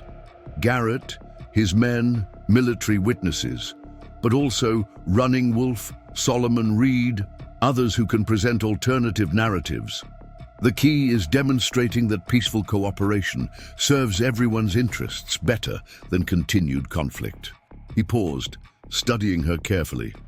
I want you to propose something unprecedented, a formal arrangement between your homestead and the Apache band, trading post, medical clinic, educational exchange, official recognition that transforms your dangerous associations into sanctioned diplomatic channels. Maggie's breath caught at the audacity of the suggestion. The military would never approve such. The military follows civilian leadership when properly directed, St. Clair interrupted, and civilian leadership responds to public opinion. Your case has attracted attention far beyond Adobe Canyon. Newspapers in Santa Fe and even eastern cities are following events. What happens here could establish precedents affecting the entire territory. The scope of possibility was staggering. Maggie thought of Morningstar's eager questions, of the healing knowledge already being exchanged, of children who might grow up seeing cooperation as normal rather than exceptional. I'll do it, she said quietly. Whatever's necessary. St. Clair nodded approval. Excellent, now let's discuss detailed strategy. Tomorrow's hearing will be public. I've overruled Marshall's objections about security. The more witnesses to truth, the harder for corruption to operate. They spent 2 hours planning, St. Clair revealing a strategic mind that matched his reputation for integrity. By the time Maggie returned to her quarters, exhaustion warred with hope in her chest. Elizabeth slept peacefully, unaware that her future might be shaped by tomorrow's proceedings. The night passed slowly, Maggie's dreams filled with visions of possibility and disaster in equal measure. She woke to Elizabeth's hungry cries and grey dawn light filtering through windows. Today would determine whether bridges built in crisis could survive the harsh light of political reality. The hearing room had been transformed overnight. Public seating filled one wall, journalists occupied a designated area, and the panel had expanded to include civilian authorities alongside military officers. Colonel St. Clair presided, his presence lending gravity to proceedings that had begun as predetermined persecution. Maggie entered carrying Elizabeth, her simple dress and dignified bearing contrasting with the formal military atmosphere. She took her place with quiet confidence, born from knowing truth stood beside her. Whatever the outcome, the gallery stirred as unexpected attendees appeared. Territorial Judge William Thornton, whose presence suggested judicial oversight. Several Apache women in traditional dress, their attendance a powerful statement about whose interests were truly at stake. Hannah Sullivan had indeed organized the townswomen who sat together in pointed solidarity. Tom Garrett's confidence had visibly eroded. His witnesses looked uncomfortable under St. Clair's penetrating gaze, perhaps realizing their perjured testimony might carry consequences beyond expected rewards. This hearing will establish facts regarding allegations against Mrs. Margaret Hartnell, St. Clair announced. All testimony will be given under oath with full understanding that perjury carries severe penalties. That warning caused one of Garrett's witnesses to blanch noticeably. The man whispered urgently to Garrett, who silenced him with a sharp gesture. The proceedings began with military testimony. Captain Marshall presented his case methodically, but with less conviction than the day before. Under St. Clair's questioning, gaps appeared in the supposed intelligence about Maggie's activities. No specific military secrets were identified. No actual Apache raids corresponded to the claimed coordination. When Garrett's turn came, his testimony began confidently but quickly unraveled. St. Clair's questions revealed inconsistencies, questionable timelines, financial motivations barely concealed behind patriotic rhetoric. Mr. Garrett, St. Clair asked mildly, these land claims you've filed, they encompass Mrs. Hartnell's homestead, do they not? Garrett shifted uncomfortably. Abandoned properties can be claimed after proper procedures. But Mrs. Hartnell's property isn't abandoned. She's very much in residence, unless of course she were removed by legal action or forced to flee due to safety concerns you've helped create. The implication hung heavy in the air. Garrett's face flushed, but he had no adequate response that wouldn't further incriminate him. His witnesses fared even worse. Under oath and facing real consequences, their stories crumbled. One admitted he hadn't actually seen what he'd claimed. The other confessed to confusion about dates and details. Neither would directly admit to lying, but their retractions effectively destroyed Garrett's case. Then came the defense witnesses. Solomon Reed presented his evidence about the Peterson massacre with scholarly precision. Military surgeons confirmed that wounds on the victims matched Confederate weapons, not Apache arrows or bullets. The truth Garrett had tried to suppress emerged inexorably into public record. Running Wolf's testimony created the day's most dramatic moment. The war chief entered in full Apache regalia, his presence commanding despite, or perhaps because of, the hostile environment. Speaking through an interpreter for formal record while demonstrating his actual fluency in English, he described the rescue of White Crow and subsequent events. This woman showed courage and compassion when it would have been safer to let an old man die, Running Wolf stated. My people honor such actions with gratitude, not the hostility others imagine. We seek peace for our families, not endless war that serves only those who profit from blood. His words carried weight beyond their simple meaning. Here was a feared Apache warrior advocating for peace in a military fort, his very presence proving that cooperation was possible when fear and prejudice were set aside. Dr. Prescott testified about medical knowledge being shared across cultural lines. Maria Delgado described her decades of serving all communities without regard to race or politics. Lieutenant Walsh, taking considerable career risk, confirmed that Maggie's actions had helped prevent unnecessary bloodshed. Finally, Maggie herself was called. She rose, Elizabeth quiet in her arms, and faced the panel with calm determination. Gentlemen, I came to this territory with my husband to build a new life. Fate took him from me, but gave me unexpected purpose. In saving White Crow, I discovered that humanity transcends the boundaries we create. In learning from Morning Star, I found that knowledge shared makes everyone stronger. She paused, meeting St. Clair's encouraging gaze before continuing. I propose that my homestead become an official point of cultural exchange, a place where Apache and settlers can trade goods and knowledge safely, where medical care serves all who need it, where children might learn that cooperation achieves more than conflict. The formal proposal, prepared with St. Clair's guidance, outlined practical details: military oversight to ensure security, civilian management to prevent exploitation, educational programs to bridge cultural divides, medical facilities to serve both communities. It was ambitious, even revolutionary for the time and place. The gallery buzzed with mixed reactions. Excitement from progressives, concern from traditionalists, calculation from those assessing political implications. Colonel Briggs spoke first among the panel.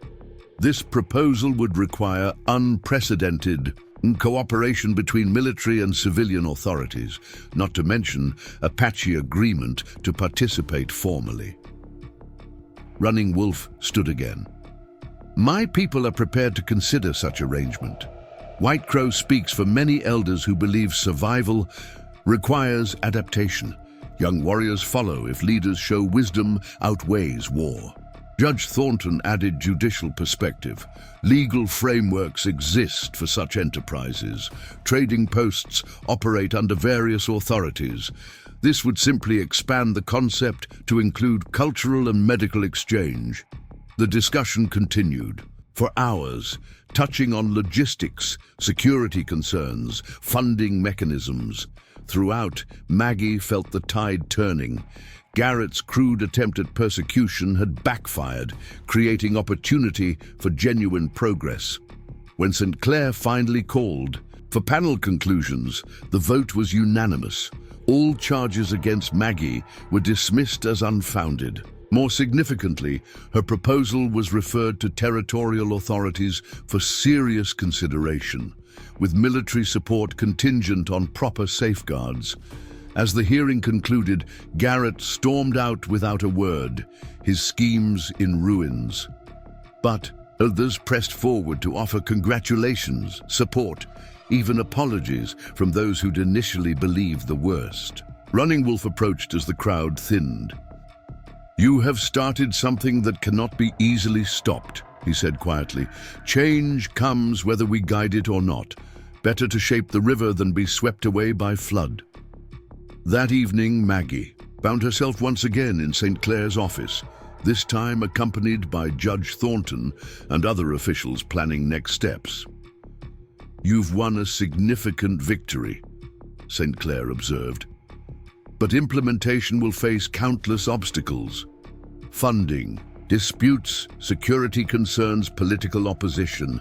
Are you prepared for a longer struggle?" Maggie thought of Elizabeth's future, of the world she wanted her daughter to inherit. "I've learned that some battles are worth fighting, even when victory seems impossible. Yes, I'm prepared." Judge Thornton smiled approvingly. "The territorial legislature meets next month. I'll personally present your proposal with full judicial endorsement. Colonel St. Clair's report will carry considerable weight, and public opinion, thanks to newspaper coverage, seems favorably disposed." "What about Garrett?" Maggie asked. "He won't simply accept defeat." St. Clair's expression hardened. "Mr. Garrett faces his own difficulties. Investigation revealed irregularities in his military supply contracts. It seems he's been selling goods intended for army use to private buyers, including weapons that ended up in criminal hands. Federal prosecutors are very interested in his activities." The irony wasn't lost on Maggie. Garrett's attempt to destroy her had exposed his own corruption, leading to consequences far beyond a failed land grab. Over the following days, momentum built around Maggie's proposal. Newspaper editorials praised the innovative approach to frontier peace.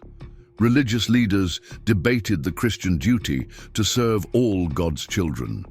Business interests calculated potential profits from expanded trade. Most surprisingly, support emerged from within military ranks. Younger officers, tired of endless patrol duty and periodic violence, saw merit in strategies that might reduce conflict. Veterans who'd witnessed too much death quietly advocated for any path toward peace. A week after the hearing, Maggie returned, home to find her cabin surrounded by activity. Hannah Sullivan had organized work parties to expand the structure. Lumber donations had arrived from sawmill owners, intrigued by the economic possibilities of the Cultural Exchange Center. "Figured you'd need more space for all these grand plans," Hannah explained with gruff affection. "Besides, half the towns invested in seeing this succeed now. Can't have our famous peace builder operating from a two-room cabin." The construction became a community event, drawing volunteers from unexpected quarters. Even some who'd initially supported Garrett's position now worked alongside others, perhaps recognizing which way the winds of change were blowing. Maria Delgado arrived with plans for the medical facilities. "I've been waiting 20 years for something like this," she confided. "A chance to combine healing traditions openly, to train others without regard to racial divisions. You've given us all permission to be our better selves." Morning Star appeared one day with 3 other young Apache women, all interested in the educational exchange. Their tentative approach revealed both hope and uncertainty, the delicate nature of trust being built across generations of hostility.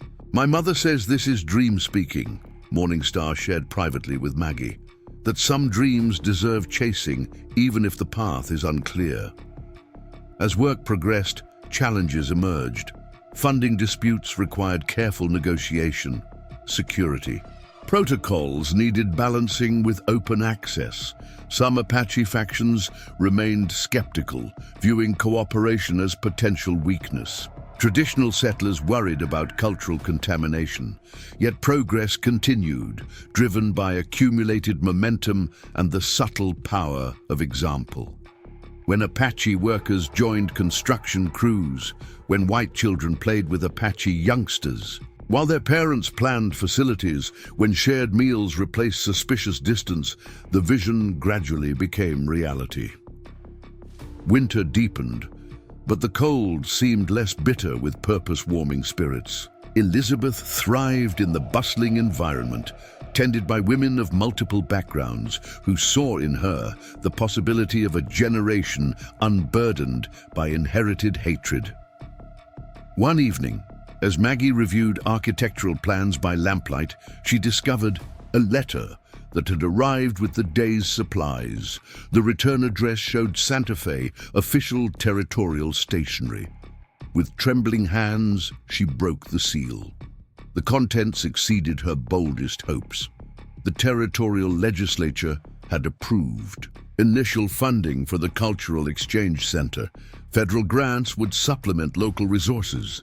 Military cooperation was authorized under specific guidelines that balanced security with accessibility. More personally moving was a handwritten note from St. Clair attached to the official documents. Your courage in the face of injustice has inspired more change than years of political maneuvering achieved. The ripples from your actions will spread far beyond Adobe Canyon. With deep respect and best wishes for the journey ahead. Maggie sat quietly, absorbing the magnitude of what had begun with a single act of compassion during a blizzard.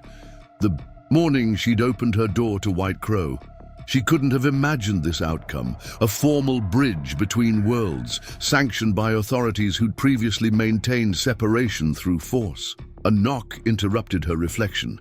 Opening the door revealed Running Wolf, accompanied by two tribal elders, including White Crow himself. The old man's eyes twinkled with satisfaction as he surveyed the construction progress. When I stumbled through the storm to your door, White Crow said in his careful English, I sought only survival. But the spirits had larger plans. From small kindness grows mighty tree that shelters many. Running Wolf added more formal words. The tribal council has voted. We will participate in this experiment of peace. Not all agree, but enough see. Wisdom in trying new paths. Your courage deserves answer in courage. They discussed practical details, which Apache would serve as liaisons, how traditional knowledge would be protected while being shared, security measures acceptable to both communities. The conversation revealed how much groundwork remained, but also the genuine commitment to making the unprecedented arrangement succeed. After the Apache delegation departed, Maggie stood in her doorway gazing at the star-filled sky. The same constellations that had watched her desperate struggle for survival now witnessed the birth of something unprecedented on the frontier. Tomorrow would bring new challenges. Implementation always proved harder than inspiration. Critics would seek to undermine progress. Unexpected conflicts would test everyone's commitment. The work of building bridges required constant maintenance against forces that preferred division. But tonight, she allowed herself to feel the weight of accomplishment, not personal victory. This had never been about her alone, but collective triumph of those who chose hope over fear, cooperation over conflict, shared humanity over tribal isolation. Elizabeth gurgled from her cradle, drawing Maggie back inside. As she lifted her daughter, she wondered what stories this child would tell her own children someday. Perhaps tales of a time when artificial barriers crumbled, when people discovered that their similarities outweighed their differences, when courage to act rightly changed the course of history. The frontier was transforming, shaped by countless individual choices that accumulated into irresistible momentum. Maggie's part in that transformation had begun with opening a door to someone in need. Where it would lead, remained unwritten, but the foundation was solid, built on truth, strengthened by diverse hands, working together, oriented toward a future where understanding might finally triumph over ignorance. The winter wind sang through Adobe Canyon, but its voice had changed. No longer the howl of isolation and threat. It carried whispers of possibility, promises of spring, hope for harvests not just of crops, but of cooperation between peoples too long divided by fear. In choosing compassion over safety that desperate morning, Maggie had chosen a path that led far beyond personal survival. She had become a catalyst for changes that would ripple through generations, proving that individual actions, when aligned with justice and humanity, could indeed reshape the world. The work would continue tomorrow and all the tomorrows after. Bridges, once built, required constant tending, but the hardest part, the first span across the chasm of mistrust, was now in place. Others could build upon that foundation, extending connections, strengthening bonds, creating pathways for countless feet to cross in both directions. As sleep finally claimed her, Maggie dreamed not of the trials ahead, but of children playing together without concern for the color of their skin, of knowledge flowing freely between traditions, of peace taking root in soil too long watered with blood. Dreams worth chasing, as Morning Star had said, even when the path remained unclear. The transformation of the frontier had begun, one open door, one act of kindness, one brave choice at a time. Spring arrived in Adobe Canyon with an explosion of wildflowers that painted the desert in brilliant splashes of red, yellow, and purple. 6 months had passed since the territorial legislature approved the Cultural Exchange Center, and the transformation was remarkable. What had begun as Maggie's simple cabin now sprawled into a complex of buildings that served as trading post, medical clinic, and educational facility. The morning sun illuminated a scene that would have been unimaginable a year ago. Apache women worked alongside white settlers in the medicinal herb gardens. Children of both cultures attended classes where Morning Star taught traditional plant knowledge, while Maggie instructed in reading and arithmetic. The sound of multiple languages created a musical backdrop to daily activities. Elizabeth, now crawling with determined enthusiasm, had become the unofficial mascot of the center. She was equally comfortable in Apache cradleboards or pioneer baby carriages, tended by a rotating group of women who saw in her the future they were building together. "The federal inspector arrives today," Hannah Sullivan announced, approaching Maggie with characteristic directness. "Everything ready for his review?" Maggie surveyed the bustling activity with satisfaction tinged by concern. "As ready as we can be, though I wonder what someone from Washington will make of our experiment." The Cultural Exchange Center had attracted national attention, both positive and negative. Progressive newspapers hailed it as a model for peaceful integration. Conservative voices condemned it as dangerous social engineering. The inspector's report would heavily influence continued federal funding. As if summoned by their conversation, a cavalry escort appeared on the horizon, surrounding an official carriage. Maggie smoothed her dress and gathered Elizabeth, preparing to meet this latest challenge to their fragile achievement. The inspector proved to be younger than expected, Theodore Whitman, a Harvard-educated idealist whose appointment represented the new administration's tentative support for innovative approaches to the Indian problem. His keen eyes took in every detail as Maggie provided a tour. In the medical clinic, Maria Delgado demonstrated how Apache herbal remedies were being documented and tested alongside conventional treatments. The trading post showed carefully negotiated protocols, ensuring fair exchange between cultures. The schoolroom revealed children learning each other's languages through songs and games. Running Wolf arrived during the inspection, his timing deliberate. The war chief had evolved into a skilled diplomat, balancing traditional authority with pragmatic adaptation. He spoke eloquently about the center's impact on his people, how it provided alternatives to either warfare or forced assimilation. "We do not surrender our identity," he explained to Whitman. "We expand it. Our children learn new skills while maintaining ancient wisdom. This is not defeat, but strategic evolution." The inspector spent 3 days observing, interviewing, documenting. He witnessed Apache elders teaching traditional crafts to white children. He observed frontier women learning food preservation techniques that had sustained native populations for generations.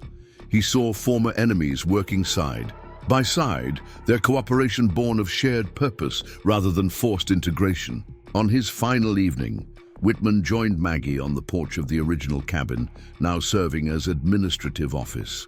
The sunset painted the desert in shades of gold and crimson. "I visited dozens of reservation schools and cultural programs," he said thoughtfully. "Most are disasters, forced assimilation that destroys native culture while failing to integrate people into white society. This is different. You're creating something new, not trying to erase something old." Relief flooded through Maggie. "That's been our goal from the beginning, not to change people, but to create space where they can choose their own changes." Whitman's report, filed weeks later, exceeded even optimistic expectations. He recommended the Adobe Canyon Cultural Exchange as a model for replication throughout the territories. Federal funding was not only continued, but increased. More significantly, the report influenced policy discussions at the highest levels of government. The success brought new challenges. Settlers and Apache from distant regions arrived seeking to participate or establish similar programs. The small staff struggled to accommodate growing demands. Political opposition organized more systematically, sensing a threat to established power structures. Thomas Garrett, whose legal troubles had resulted in significant fines and loss of government contracts, emerged as a vocal critic. He published inflammatory articles claiming the center was a front for Apache militancy, that race mixing would destroy American values, that Maggie had been corrupted by heathen influences. These attacks might have gained traction, except for an unexpected defender, Colonel Briggs. The fort commander had watched the center's development with initial skepticism that evolved into genuine support. His public endorsement, backed by military statistics showing dramatic decreases in frontier violence, undermined Garrett's credibility. Summer brought the first graduation ceremony from the center's educational program. 12 students, 7 Apache, 5 white, had completed requirements for territorial teaching certificates. They would return to their communities as bridges, carrying skills for cultural translation alongside academic knowledge. Morning Star stood as class valedictorian, her speech delivered in both English and Apache. "We stand between worlds, not as divided souls, but as complete persons. We carry the strength of our ancestors and the tools of tomorrow. Our example proves that walls between peoples can become doorways." Maggie watched with tears in her eyes, remembering the frightened girl who had first approached her in secret to exchange knowledge. That clandestine meeting had grown into an institution, changing lives across the territory. Autumn arrived with news that reverberated beyond Adobe Canyon.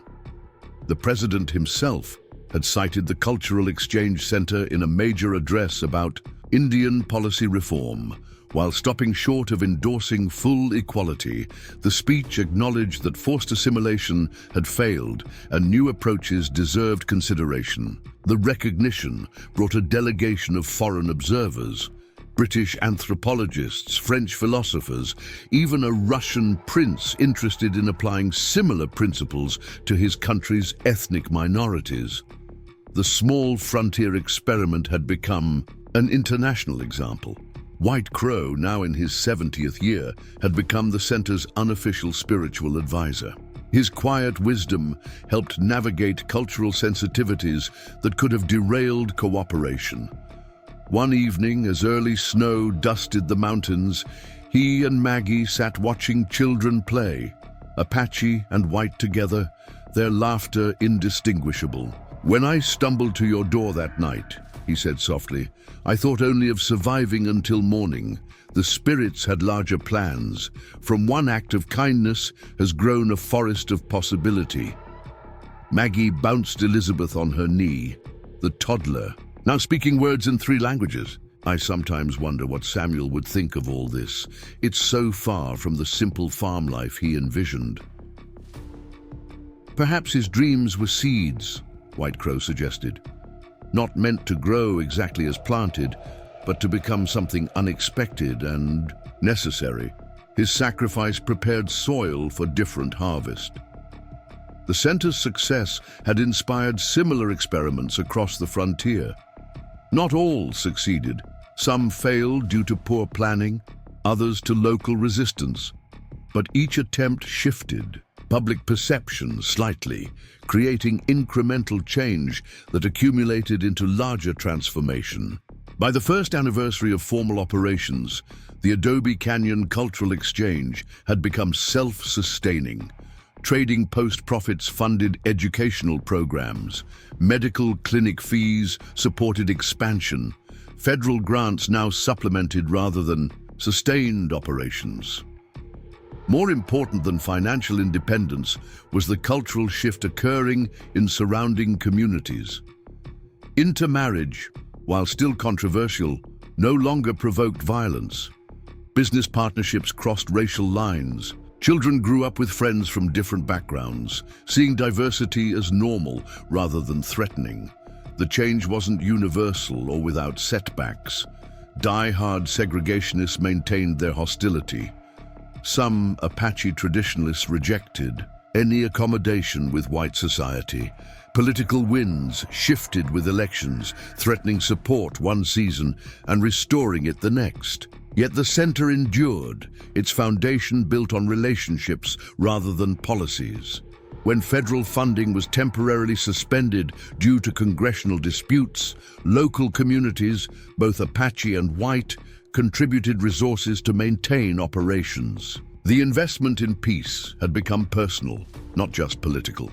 5 years after White Crow's rescue, Maggie stood before a gathering that included territorial governors, tribal chiefs, military commanders, and ordinary citizens. The occasion was the center's designation as an official diplomatic mission, recognizing its role in preventing countless conflicts through cultural mediation. Elizabeth, now old enough to understand the significance, stood beside her mother, wearing a dress that combined pioneer simplicity with Apache beadwork, a visual symbol of the fusion their lives represented. In her speech, Maggie reflected on the journey from desperate widow to internationally recognized peace builder. None of this was planned. It began with choosing compassion over fear, humanity over division.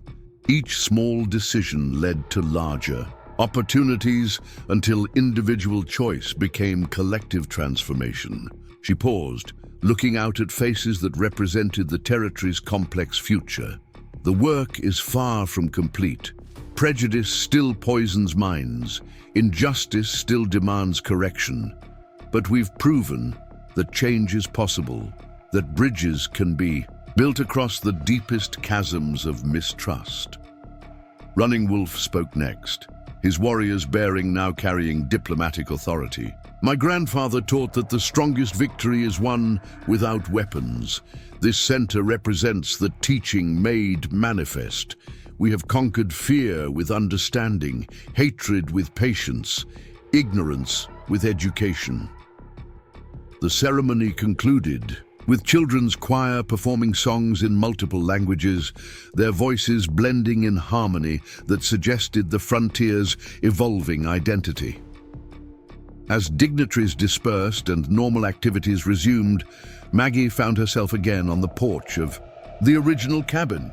Thomas Garrett had never attended the ceremony, But his influence had waned as his predictions of disaster proved false.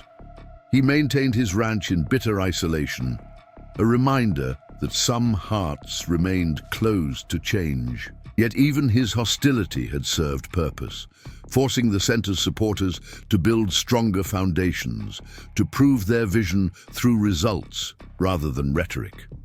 As sunset painted the desert in familiar shades, White Crow joined Maggie in comfortable silence. Both had aged during their shared journey, his face more deeply lined, her hair showing premature silver, but their eyes held satisfaction of purpose fulfilled. "Do you ever regret opening that door?" he asked quietly. Maggie considered the question, thinking of struggles faced, losses endured, criticism weathered. Then she looked at the thriving community surrounding them, at her daughter playing with children whose friendship would reshape the territory's future. "Never," she answered simply. That choice led to this moment, to all the moments that will follow. Whatever challenges remain, we've proven that walls between peoples need not be permanent, that understanding can triumph over fear, given enough courage and patience. White Crow nodded, his weathered face creasing into a smile. Then the storm brought its greatest gift, not just survival but transformation. Not just for us, but for generations yet unborn. As darkness settled over Adobe Canyon, lights glowed. From buildings that housed ongoing work of cultural bridge building. Classes continued into evening. Medical clinic maintained night staff. Trading post accounts were balanced for another day of peaceful commerce. The frontier was changing, one relationship at a time, one shared meal, one collaborative project. The transformation that began with a desperate knock on a cabin door had become an unstoppable force, carried forward by countless individuals who chose cooperation over conflict. Maggie lifted Elizabeth and headed inside to prepare for tomorrow's challenges. The work would never truly be finished. Each generation would face its own tests of tolerance, its own opportunities to extend or withdraw the hand of friendship. But a foundation had been laid, a precedent established. When people of goodwill from any background chose to see each other's humanity, when they worked together for common benefit, when they refused to let fear dictate their actions, miracles became possible. The winter storm that had brought White Crow to Maggie's door had passed into legend, its details embellished with each retelling. But its truth remained constant. In the darkest hours, when division seemed absolute and hope nearly extinguished, one person's compassionate choice could ignite changes that illuminated entire territories. As Maggie tucked Elizabeth into bed, the child murmured a prayer that mixed English, Spanish, and Apache words, a linguistic symphony that captured the frontier's emerging identity. Tomorrow would bring new challenges to the Cultural Exchange Center, new tests of the fragile peace being constructed one interaction at a time. But tonight, in the warmth of the cabin where it all began, a mother and daughter represented living. Proof that bridges between worlds were not only possible, but essential. That from the smallest acts of kindness could grow movements that reshaped history. That when people chose to open doors instead of building walls, the future itself could be transformed. The stars that had witnessed White Crow's desperate journey now watched over a community that proved hatred was learned, not inherent. That cooperation achieved more than conflict. That the human heart, when given opportunity and example, naturally sought connection across artificial boundaries. In choosing to help a dying elder, Maggie had chosen a path that led far beyond personal survival. She had become a catalyst for changes that would echo through generations, proving that individual actions aligned with justice and compassion could indeed reshape the world. The frontier's transformation continued, one open door, one extended hand, one brave choice at a time. And in that ongoing work lay humanity's greatest hope, that understanding would ultimately triumph over ignorance, that peace would prove stronger than war, that the simple recognition of shared humanity could overcome the deepest divisions. The future remained unwritten, its chapters dependent on countless individual decisions yet to be made. But the foundation was solid, the example clear. When people chose compassion over fear, when they built bridges instead of walls, when they recognized that their similarities outweighed their differences, anything became possible. And so the story that began with a knock on a cabin door during the worst blizzard in memory became a testament to the power of human kindness to change the world, one courageous choice at a time. Up next, you've got two more standout stories, right on your screen. If this one hit the mark, you won't want to pass these up. Just click and check them out.